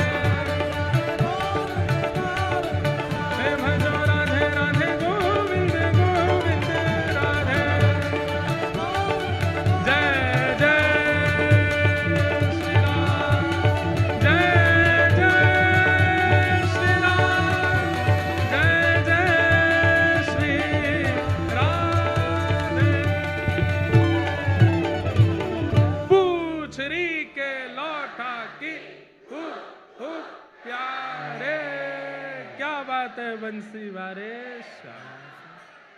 बैठ जाओ। हे मारा गिरधर लाल, थारो न छायो न चूरे। मारा गिरधर लाल, थारो न छायो। तो ऐसी स्थिति बन जाए कि दोष दृष्टि प्रकट ही नहीं हो रही। विराज जो सबके लेंगे, सब जो जो बना के लाए हो सब ले लेंगे भाई। नेक बैठो।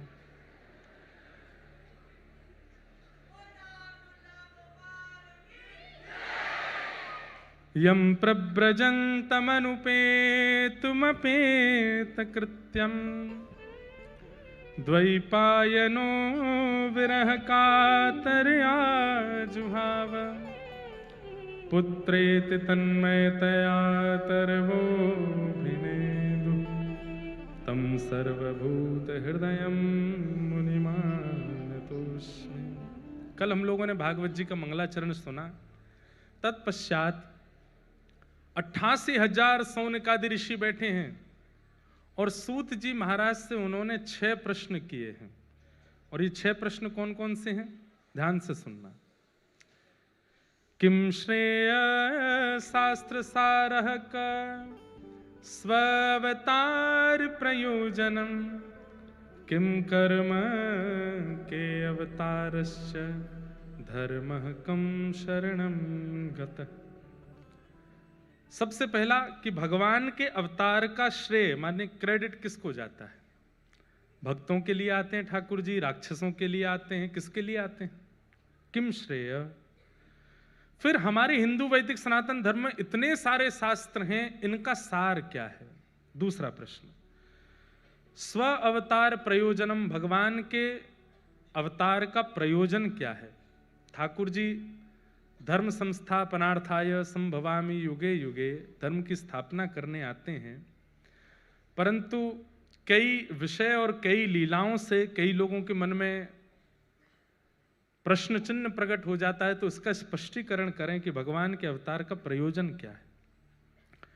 किम कर्म, भगवान के कर्म क्या हैं, के अवतारश्च, भगवान के अवतार कितने हैं, और अंतिम प्रश्न धर्मः कम शरणम गतः। इन्हीं 6 प्रश्नों में अब कथा चलेगी। ये 6 प्रश्न मूल आधार हैं, इन्हीं के उत्तरों में ही पूरी कथा का क्रम चलेगा। भगवान के अवतार का श्रेय किसको जाता है। तो वाल्मीकि रामायण में एक प्रसंग आता है कि जब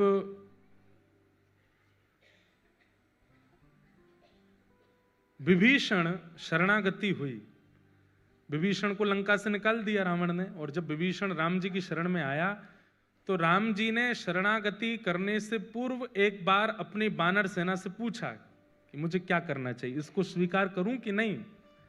तो मुखियाओं को बैठाया, जामवंत जी बैठे थे, सुग्रीव बैठे हैं, हनुमान जी बैठे, सबको बैठा करके पूछा कि ये शत्रु का भाई आया है, इसको स्वीकार करें कि नहीं।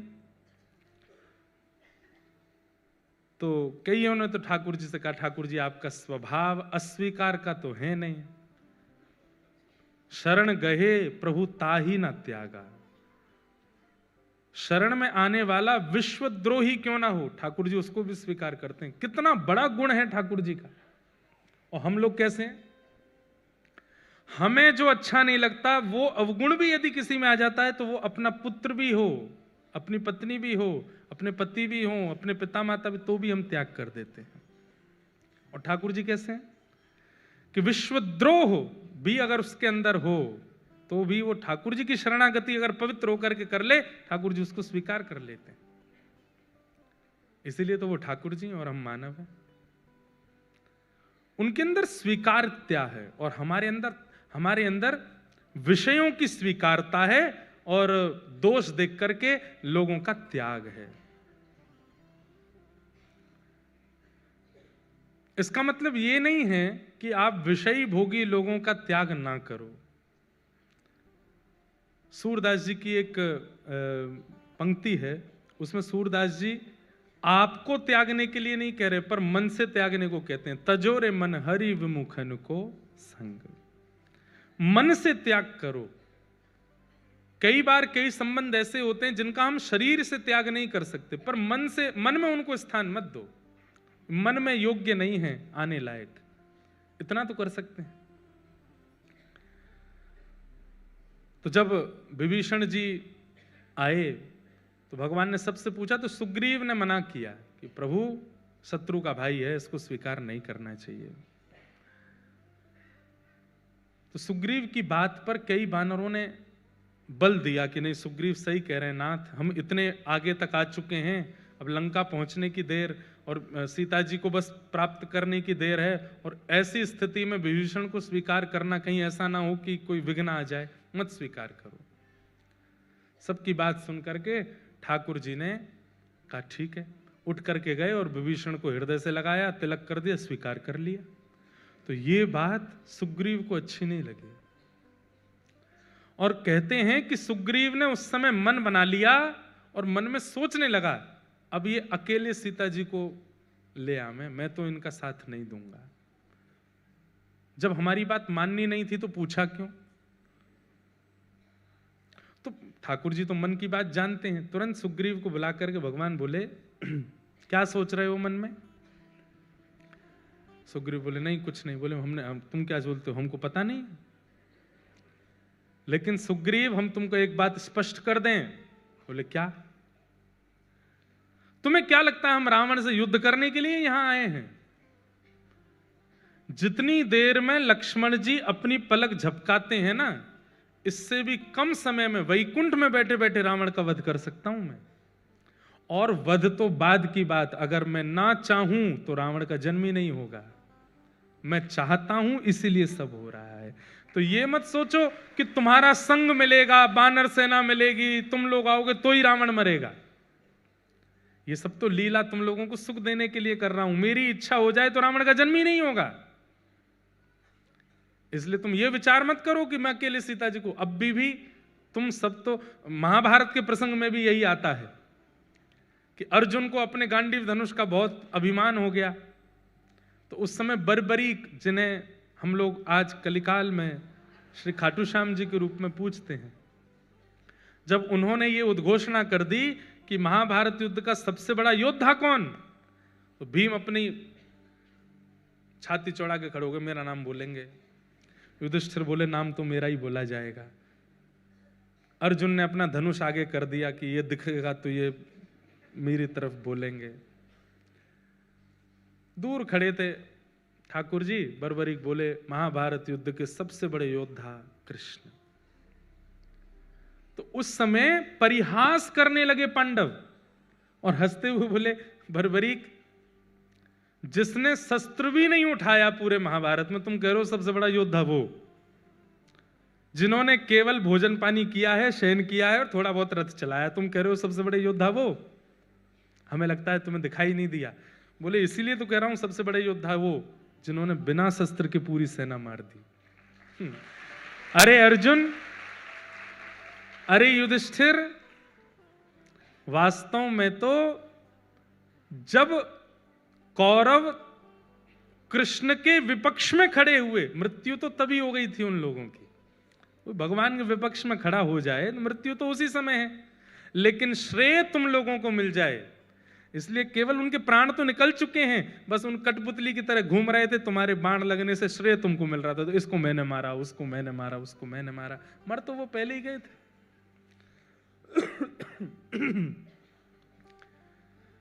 तो ठाकुर जी राक्षसों के वध के लिए नहीं आते। अब मेरा मुंबई में घर है, वैसे नहीं है, बोल रहा हूं, मान लो मेरा मुंबई में घर है। अब मैं जब कभी भी मुंबई आता हूं, काम से आया अपने रिकॉर्डिंग्स के लिए, आज हमारे म्यूजिक वाले जो सारे संगीत करते हैं वो भी बैठे हैं, मीर देसाई जी यहाँ बैठे हैं, सारे जो भी आपने संगीत सुना ये यही, एक बार खड़े तो हो जाओ। और हमारे सिद्धार्थ जी भी बैठे हैं। अभी एक सुंदर भाव आया था, रघुवर कोमल कमल नयन को पहनाओ जयमाला, वो दोनों के ही भाव से आया।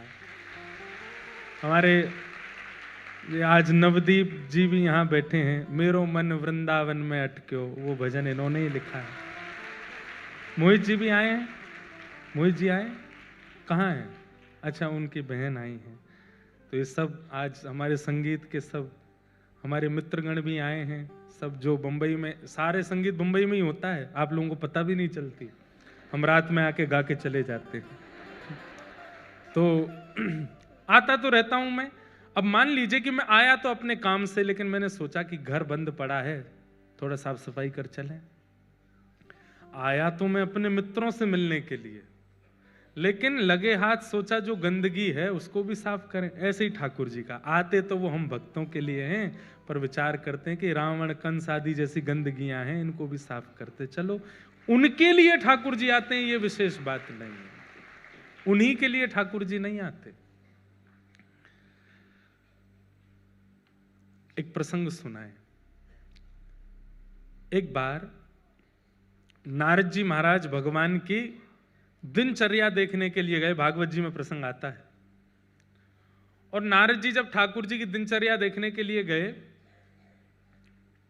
तो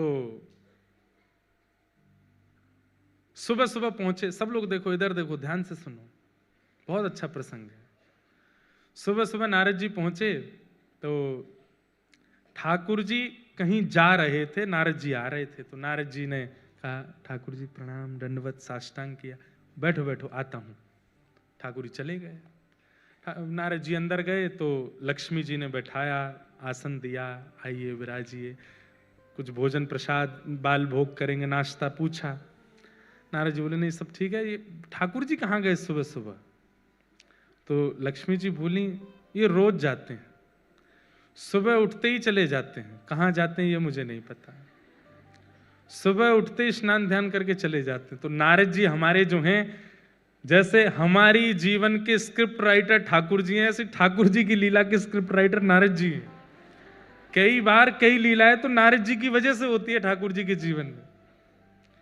तो नारद जी बोले अच्छा कैसी गृहिणी हो आप कि आपके पतिदेव सुबह सुबह कहीं जाते और आपको पता ही नहीं है। ठीक है, अब वो तो परमात्मा है, अपनी इच्छा, ना जाने क्या क्या उनकी लीलाएं हैं, हमने कभी विचार भी नहीं किया। नहीं नहीं गलत कर रही हो आप, यहाँ आपका पातिव्रत धर्म नष्ट हो रहा है। आपके पतिदेव सुबह सुबह उठ करके कहीं जा रहे हैं और आप देखती तक नहीं हो उनकी ओर। तो लक्ष्मी जी के मन में शंका आ गई। शंका उत्पन्न करने वाले भी कई लोग होते, कई लोगों में शंका होती नहीं है, शक होता नहीं, पर कई लोग करवा देते हैं। अच्छे रूप में हो तो कोई बात नहीं है, बुरे रूप में नहीं होना चाहिए। नारद जी महाराज ने शंका उत्पन्न करा दी। बोले क्या करूं मैं, आप बताओ। बोले कुछ नहीं, कल जब सुबह जाएं तो पीछे पीछे जाना, आप देखना कहां जाते हैं और थोड़ा पता तो लगाओ, बाकी आगे का हम देख लेंगे सब क्या करना है। तो सुबह सुबह ठाकुर जी उठ करके स्नान ध्यान करके नित्य के भांति निकले, पीछे पीछे लक्ष्मी जी छुप छुप के जा रही हैं, देखूं कहां जाते हैं।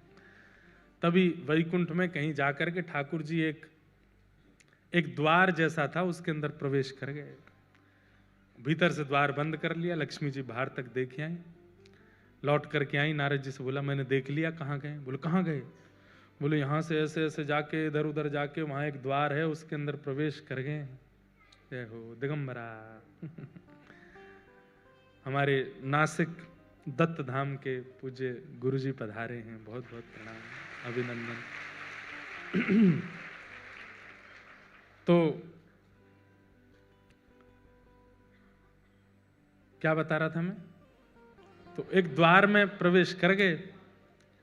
तो लक्ष्मी जी ने आकर के नारद जी को बताया, बोले कि एक द्वार के भीतर प्रवेश कर गए थे। तो द्वार के अंदर क्या है? बोले हमने उसके आगे नहीं देखा, अपने इतना ही देखा। बोले कैसी पत्नी हो आप, केवल मार्ग देख के आगे? अरे भीतर तो देखना था क्या है। बोले आपने कहा था आगे का आप संभाल लोगे, आप ही देखो। तो लक्ष्मी जी नारद जी दोनों गए और वो जो द्वार जहां था उसके पास ही एक पेड़ के पीछे छुप के खड़े हो गए। ठाकुर जी 2-2.5 घंटा लगा करके बढ़िया प्रेम से, और भीतर से निकले बड़े हंसते हुए, प्रसन्न मुद्रा, बिल्कुल जैसे बस नृत्य करने की देर है, इतनी प्रसन्न मुद्रा में ठाकुर जी निकले और निकलते हुए चले गए। नारद जी बोले इतने प्रसन्न आपसे मिलके हुए कभी? तो लक्ष्मी जी बोली नहीं प्रसन्न तो रहते हैं, आप ऐसा क्यों कह रहे हैं? बोले नहीं देख रहे हो ये प्रसन्नता कुछ और है। लक्ष्मी जी बोली आप ऐसे नहीं कहो, चलो ना भीतर देखते हैं क्या है। ठाकुर जी जब चले गए वहां से तो नारद जी लक्ष्मी जी के साथ उस द्वार के भीतर प्रवेश किए। भीतर जाकर के देखा तो एक बहुत सुंदर सा एक भवन, बहुत सुंदर आंगन, बड़ी सुंदर सुगंधी आ रही है, बहुत सुंदर सूर्य की किरण भीतर पड़ रही है, अद्भुत, मतलब सात्विक वातावरण भीतर। और वहां एक आसन लगा हुआ था। आसन के पास जाकर के देखा तो प्रसन्न हुए, ठाकुर जी का होगा। उस आसन के सामने एक चौकी थी, उस चौकी के ऊपर एक सिंहासन था, वो सिंहासन एक कपड़े से ढका हुआ था। नारद जी बोले सिंहासन क्या है और ये ढका हुआ क्यों है? लक्ष्मी जी बोली आप देखो ना, आपने कहा था कहीं ऐसी कोई चीज ना हो कि हम देख लें ठाकुर जी नाराज ही हो जाएं, आप देखो। तो नारद जी महाराज ने जैसे ही वो वस्त्र हटाया, देख करके लक्ष्मी जी और नारद जी दोनों के नेत्र चकित रह गए। कैसे? वो एक आसन था और उस आसन में 4 खाने बने हुए थे। खाने समझते हैं? 4 ब्लॉक्स थे, जैसे आपके 3 ब्लॉक हैं, ऐसे 4 खाने थे। एक खाने में लिखा था सतयुग, एक खाने पर लिखा था त्रेता, द्वापर और कलयुग। और उन चारों खानों में उस युग के जो भक्त हैं उनकी छोटी छोटी प्रतिमाएं रखी थी, उन पर तिलक चढ़ा हुआ था, पुष्प अर्पित हुए थे, उनको तिलक चंदन आदि। मतलब सतयुग के भक्तों के स्वरूप, त्रेता के भक्तों के स्वरूप, द्वापर के भक्तों के स्वरूप, कलयुग के भक्तों के, सबके स्वरूप रखे और ठाकुर जी उनकी आराधना करके गए। नारद जी महाराज ने देखा उन भक्तों के स्वरूप में नारद जी का भी स्वरूप रखा है। नारद जी बोले यह तो मैं भी रखा हूं। लक्ष्मी जी बोली इधर देखिए मैं भी हूं। लक्ष्मी जी का भी आराधन करके गए। वहां पर मीराबाई का भी स्वरूप है, गोस्वामी तुलसीदास जी का भी स्वरूप है, हमारे श्री तुकाराम जी महाराज का, ज्ञानेश्वर माउली का, सबके स्वरूप विराजमान। और ठाकुर जी उनको प्रणाम कर रहे थे। देख करके नारद जी के नेत्र सजल हो गए। बोले कैसे भक्तवत्सल हैं ठाकुर जी, पूरा विश्व इनको वंदन करता है और वो अपने प्रत्येक भक्त का वंदन करते। मेरा सुमिरन हरि करें, ध्यान से सुनिएगा, मेरा सुमिरन हरि करें। भक्ति की पराकाष्ठा क्या है? भक्ति की पराकाष्ठा क्या है? मैं हरि का सुमिरन करूं, ये प्रारंभ है, पर एक स्थिति ऐसी आ जाए कि मेरा सुमिरन हरि करें, मैं पावा विश्राम, मैं आराम करूं, मेरा सुमिरन ठाकुर जी कर रहे हैं। ठाकुर जी आराधन करते हैं, अपने भक्तों को पूजते हैं, अपने भक्तों को वंदन करते हैं।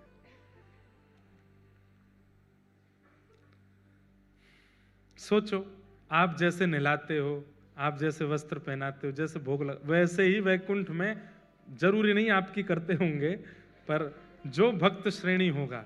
हाँ, मुझे कुछ अपने वृंदावन के और हमारे व्रजमंडल के कुछ ऐसे रसिक जन दिख रहे हैं अभी भी, जिनके स्वरूप की आराधना ठाकुर जी करते होंगे, वो हैं उस लायक।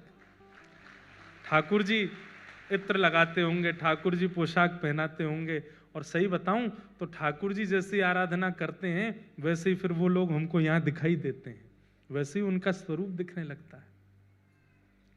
अब रसिक संत जनों को आप देखो, मैं कहा करता हूं, उनके वस्त्र 200-300 रुपए के वस्त्र पहनते हैं, मुख पर कोई क्रीम पाउडर लगाते नहीं हैं, सामान्य सा उनका वेशभूषा स्वरूप रहता है, फिर भी उनके प्रति इतना आकर्षण क्यों है? क्योंकि ठाकुर जी उनके निश्चित स्वरूप की सेवा करते होंगे। ठाकुर जी भक्त अधीन हैं। तो भक्तों के लिए ठाकुर जी पृथ्वी पर आए हैं। आगे यहां सूत जी महाराज ने अनेक विषय कहते हुए भगवान के अनेक अवतारों का वर्णन किया और श्रीमद् भागवत की रचना का भाव बताया।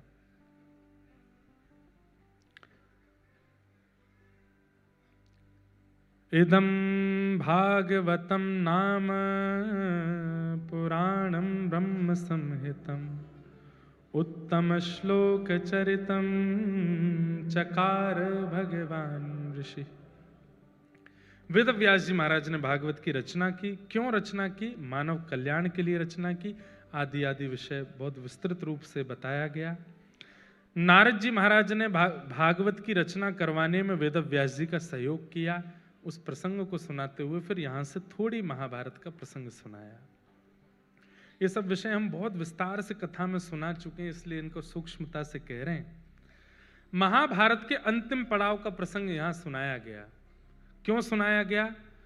सूत जी महाराज से 88,000 सौनकादि ऋषियों ने पूछा कि महाराज, परीक्षित को सुखदेव जी ने कथा क्यों सुनाई, और हमने सुना परीक्षित को 7 दिन में मरने का श्राप लगा था, तो कृपा कर उसका विस्तार हमें बताओ। तब यहां थोड़ा महाभारत का प्रसंग सुनाया गया। यदा मृधे कौरव संजयानाम वीरेस्वथो वीर गतिम गतेषु ब्रकोदरा विग्ध गदा विमर्श भृगनोरुदंडे धृतराष्ट्रपुत्रे। महाभारत का अंतिम प्रसंग चल रहा था। और उसी समय भीम ने दुर्योधन की जंघा पर प्रहार करके पांडवों को जिता दिया और कौरव हार गए। तब गुरुपुत्र अश्वत्थामा ने आकर के दुर्योधन से पूछा कि क्या करना चाहिए। बहुत ध्यान से सुनिएगा। तो दुर्योधन कहता है अगर हम हस्तिनापुर की गद्दी पर नहीं बैठे तो ये भी नहीं बैठने चाहिए, इसका पूरा ध्यान रखो। बंधुओं, ये महाभारत में जितने भी कैरेक्टर हैं ना, ये सारे कैरेक्टर आज भी हैं मेरे और आपके अंदर। सत्य बात है। हम सब महाभारत के एक योद्धा हैं, बस ये पता करना है कि हम अर्जुन हैं कि दुर्योधन हैं। दुर्योधन का स्वभाव क्या है? जो मेरा नहीं हुआ वो किसी का नहीं होना चाहिए, ये दुर्योधन का स्वभाव है। मैं हार जाऊं, मैं मर जाऊं, मेरी स्थिति बुरी हो जाए, पर मैं जाते जाते उसको भी नहीं देखना चाहता कि उसको मिले, मतलब दूसरे के सुख से दुखी। ये दुर्योधन का स्वभाव है। अगर आपके अंदर ये है तो आप दुर्योधन हो। धृतराष्ट्र कौन है? जो स्वयं नहीं देखता, दूसरे की सुने पर चलता है। समझ आ रही है बात? आप इन लोगों को सामान्य भाषा में कहते हैं कान के कच्चे। सुनो, वो तुम्हारे बारे में ऐसे ऐसे कह रहा था, वो तो ऐसा है, वो तो, और आपने विश्वास मान भी लिया। अगर आप इस प्रवृत्ति के हो तो आप दुर्योधन हो, आप धृतराष्ट्र हो। गांधारी कौन है? आंख तो है पर ये नहीं देख रहे तो मैं क्यों देखूं? अपनी आंख पे पट्टी बांध ली। मतलब उसकी स्थिति तो है कि वो परिस्थिति को देख सकती है, परख सकती है, लेकिन आलस्य इतना ज्यादा है कि जब यही नहीं हिल रहे हैं तो हम क्यों हिले? आलस्य, जिसके कारण गांधारी। सब लोग ध्यान से सुनिए। शकुनी कौन है? खुद दुर्बल है, खुद निर्बल है, लेकिन दूसरों में तिल्ली लगाते ही रहेगा। तुम ऐसा करो, तुम ये कर सकते हो, तुम ये तुमसे होगा। और जब पूरी महाभारत हो जाए तो बैठे बैठे देख रहे सब खत्म, सर्वनाश करवा दिया। और सर्वनाश कराने के बाद में खुद सोचना चाहिए था ना तुमको। हम तो कहेंगे ही कि करो, अब नहीं करना तुमको देखना चाहिए। ये तो रहे कौरव। अब आ जाओ पांडवों की तरफ। पांडव कौन है? हमें अपने जीवन की महाभारत में कौरव नहीं बनना है, पांडव बनना है। क्यों? क्योंकि पांडवों का संग ठाकुर जी करते हैं, पांडवों का साथ ठाकुर जी देते हैं। सबसे पहला नाम युधिष्ठिर। युधिष्ठिर का स्वभाव क्या है? धर्म, इसीलिए उसका नाम धर्मराज युधिष्ठिर है। धर्म है उसका स्वरूप। अगर कोई अधर्म है और उस अधर्म में फायदा ज्यादा है तो भी वो नहीं करेगा। है तो अधर्म ही, नहीं करूंगा। धर्म और अधर्म की परिभाषा समझना बहुत मुश्किल है बंधुओं, इसलिए सत्संग नित्य किया करो। आप अपनी जॉब करो, पैसे कमाओ, दुनिया भर का जो करते हो मुंबई में सब करो, पर मेरी मान करके 20 मिनट रोज सत्संग को दिया करो, नित्य दिया करो।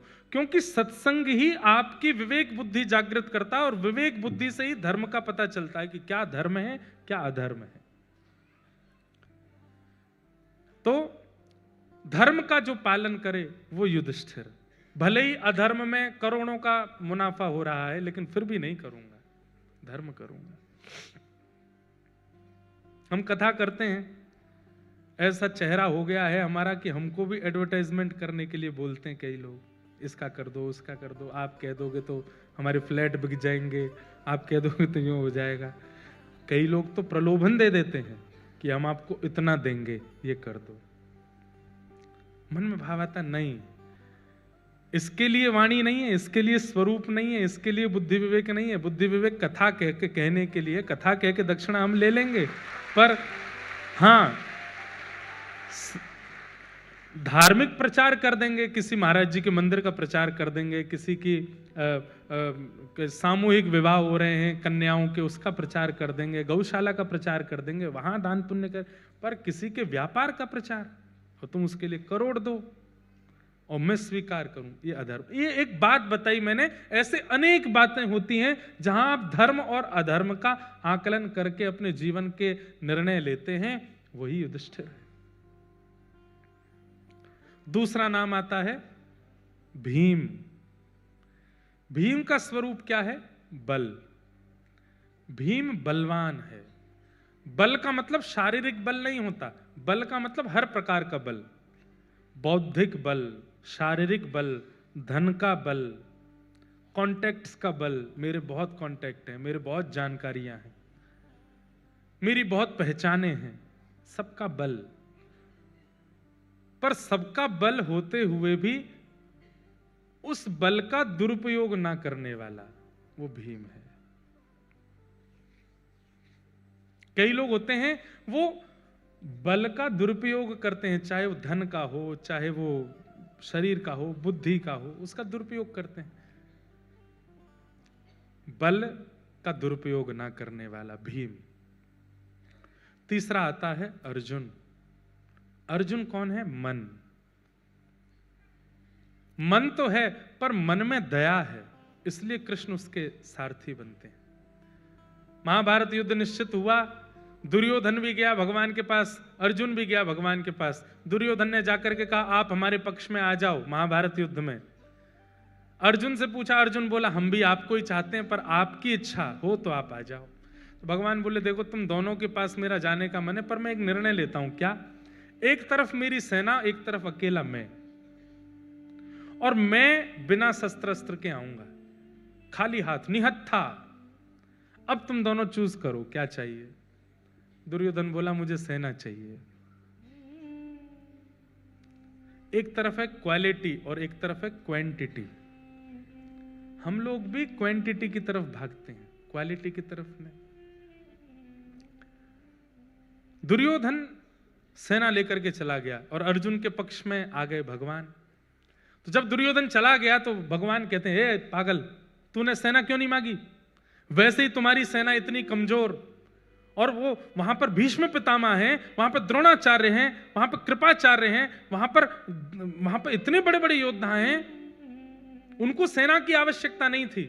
मैं चला जाता, निहत्था खड़ा रहता वहां पर, तू लपक करके पहले सेना मांग लेता। नहीं मांगा तूने, अब वो मांग के चला गया। अब तेरी तरफ अकेला मैं आऊंगा, वो भी बिना अस्त्र शस्त्र के। तो अर्जुन कहता है, बहुत सुंदर बात लगती है मुझे ये एक भक्ति का सिद्धांत, यहां बैठे हर व्यक्ति का यही सिद्धांत होना चाहिए। क्या? अर्जुन कहता है, हे नाथ, मैं आपको मांगने नहीं आया था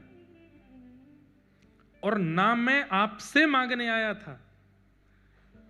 आप मुझे कुछ दो ये भी मेरी इच्छा नहीं थी, और आप मेरे पास आओ ये भी मेरी इच्छा नहीं थी। भगवान बोले तो फिर क्यों आया? अर्जुन अपना हाथ भगवान के हाथ में देके कहता, खुद को देने आया था, खुद को अर्पित करने आया था। ये महाभारत समुद्र मेरे सामने है नाथ, मैं आपको लेकर के जाऊं ये मेरी योग्यता नहीं है। और एक और बात, अर्जुन बोला आपको लेके जाऊंगा तो व्यवस्था मुझे करनी पड़ेगी। क्या खाओगे, कब खाओगे, कहां सोओगे? 8 बार तो भोजन करते हो आप, अष्टयाम सेवा होती ठाकुर जी की। मैं आपको लेकर के जाऊं तो सारी जिम्मेवारी मेरी बनेगी। आप कहोगे गर्म पानी ला के दो, आप कहोगे ये करो वो करो, आप मेरे मेहमान हो जाओगे। आपकी मेहमान नवाजी मेरे बस की बात नहीं है। तो मैं आपको मांगने नहीं आया था, आपसे मांगने नहीं आया था, मैं तो अर्पित करने आया हूं खुद को कि नाथ ये समुद्र है महाभारत का मेरे सामने, अब आप देखो, आप जानो, आपका काम जाने। मेरे मरने में अगर सफलता हो तो मार देना, बचाने में हो तो बचा लेना, आप देखो।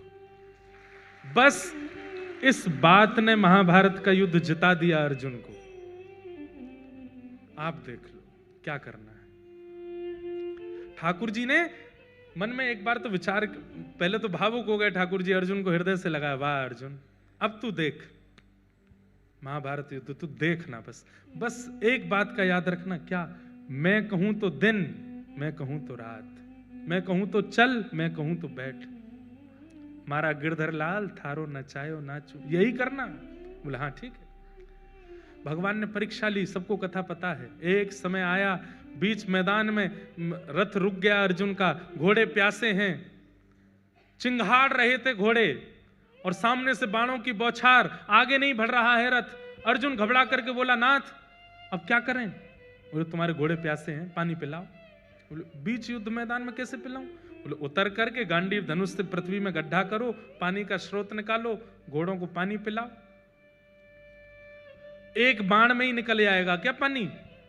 कितने फीट नीचे पानी है, कब तक गड्ढा करना पड़ेगा, तब जाके जल का स्रोत निकलेगा। घोड़ों को पिलाना, वापस घोड़ों को ये असंभव जैसी बात थी। भगवान परीक्षा ले रहे थे अर्जुन की। अर्जुन नीचे उतरो, पानी का स्रोत निकालो, घोड़ों को पानी पिलाओ, वापस घोड़ों को रथ में लगाओ, पीछे बैठ जाओ। लेकिन अर्जुन ने दूसरी बार विचार नहीं किया, तुरंत उतर गया। और जबकि आप सब जानते हैं कि महाभारत युद्ध में सब लोगों के बाण पर एक ही नाम होता था कि अर्जुन, ये मरना चाहिए। सामने समूह खड़ा है बाण तान करके और अर्जुन उस समय उतर जाता है। जब अर्जुन उतर रहा था ना, तब ठाकुर जी के नेत्र सजल हो रहे थे। जब अर्जुन तस्कर से बाण निकाल के पृथ्वी में गड्ढा कर रहा था, ठाकुर जी भावुक हो रहे थे। कितना विश्वास है इसको मेरे पर, ये जानते हुए भी कि सामने वाले छन्नी बना देंगे इसको। उतर गया नीचे, पूरी प्रक्रिया हुई, घोड़ों को पानी पिला करके वापस रथ में लगा दिया। तब अर्जुन सोचता है, मैं मरा क्यों नहीं अभी तक, मुझे किसी ने मारा क्यों नहीं? और जैसे ही उसने कौरव पक्ष की ओर देखा तो सब धनुष बाण ताने खड़े हैं, लेकिन चला कोई नहीं रहा है। और सबकी दृष्टि देखी तो सब अर्जुन के रथ के ऊपर की ओर देख रहे थे। तो अर्जुन ने कहा, ये रथ के ऊपर देख रहे हैं, मैं भी तो देखूं। जैसे ही मुड़ करके देखा, ठाकुर जी मदन मोहन बन के खड़े थे। इतना सुंदर रूप बना करके खड़े हो गए कि सब ठाकुर जी को देखते रह गए, भूल गए कि अर्जुन को मारना है। मदन मोहन यानी कि कामदेव को भी जो मोहित कर ले, इतना सुंदर रूप धारण कर लिया ठाकुर जी ने कि भूल गए कौरव कि हमको मारना है अर्जुन को। और अर्जुन को इशारा किया, जल्दी बैठ। अर्जुन लौट करके आया, आके बैठ गया, तुरंत सामान्य हो गए। सब कौरव आंख मीटते रह गए, बोले ये सब क्या हुआ, हमने मारा क्यों नहीं? बोले हम तो इनके रूप को देखते रह गए। तुमने क्यों नहीं मारा? बोले मैं तो ओष्ठों की मुस्कान पे ही बावड़ा हो गया था। तूने क्यों नहीं मारा? बोले मैं तो आंखों की मटकाहट देख रहा था। तूने क्यों नहीं मारा? बोले आहा कैसी जुल्फें इनकी, मैं तो उसी में ही रम रहा था।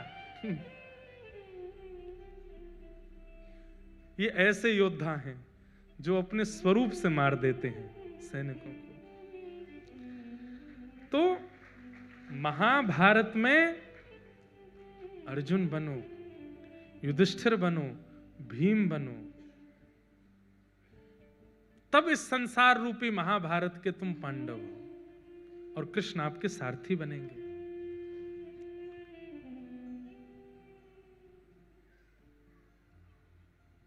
तो मैं क्या बता रहा था कि दुर्योधन ने क्या कहा गुरुपुत्र अश्वत्थामा को कि अगर मैं नहीं बैठा हस्तिनापुर की गद्दी पे तो ये भी नहीं बैठने चाहिए।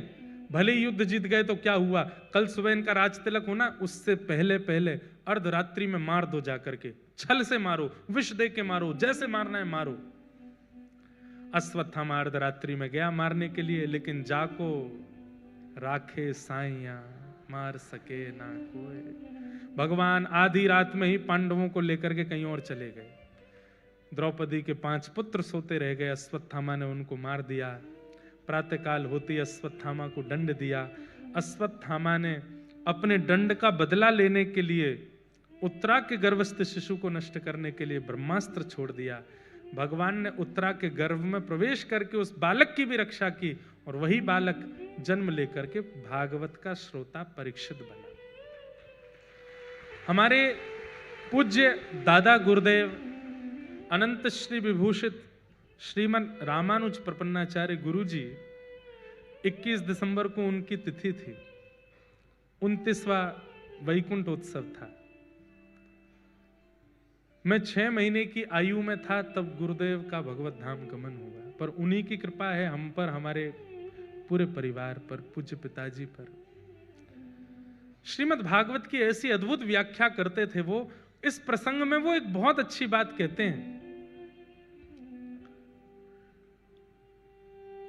मातृ गर्भ में जब बालक होता है वो बहुत, सब माताएं जानती हैं, बहुत सेंसिटिव और बड़ा खतरे का समय होता है जब गर्भ में बालक होता है।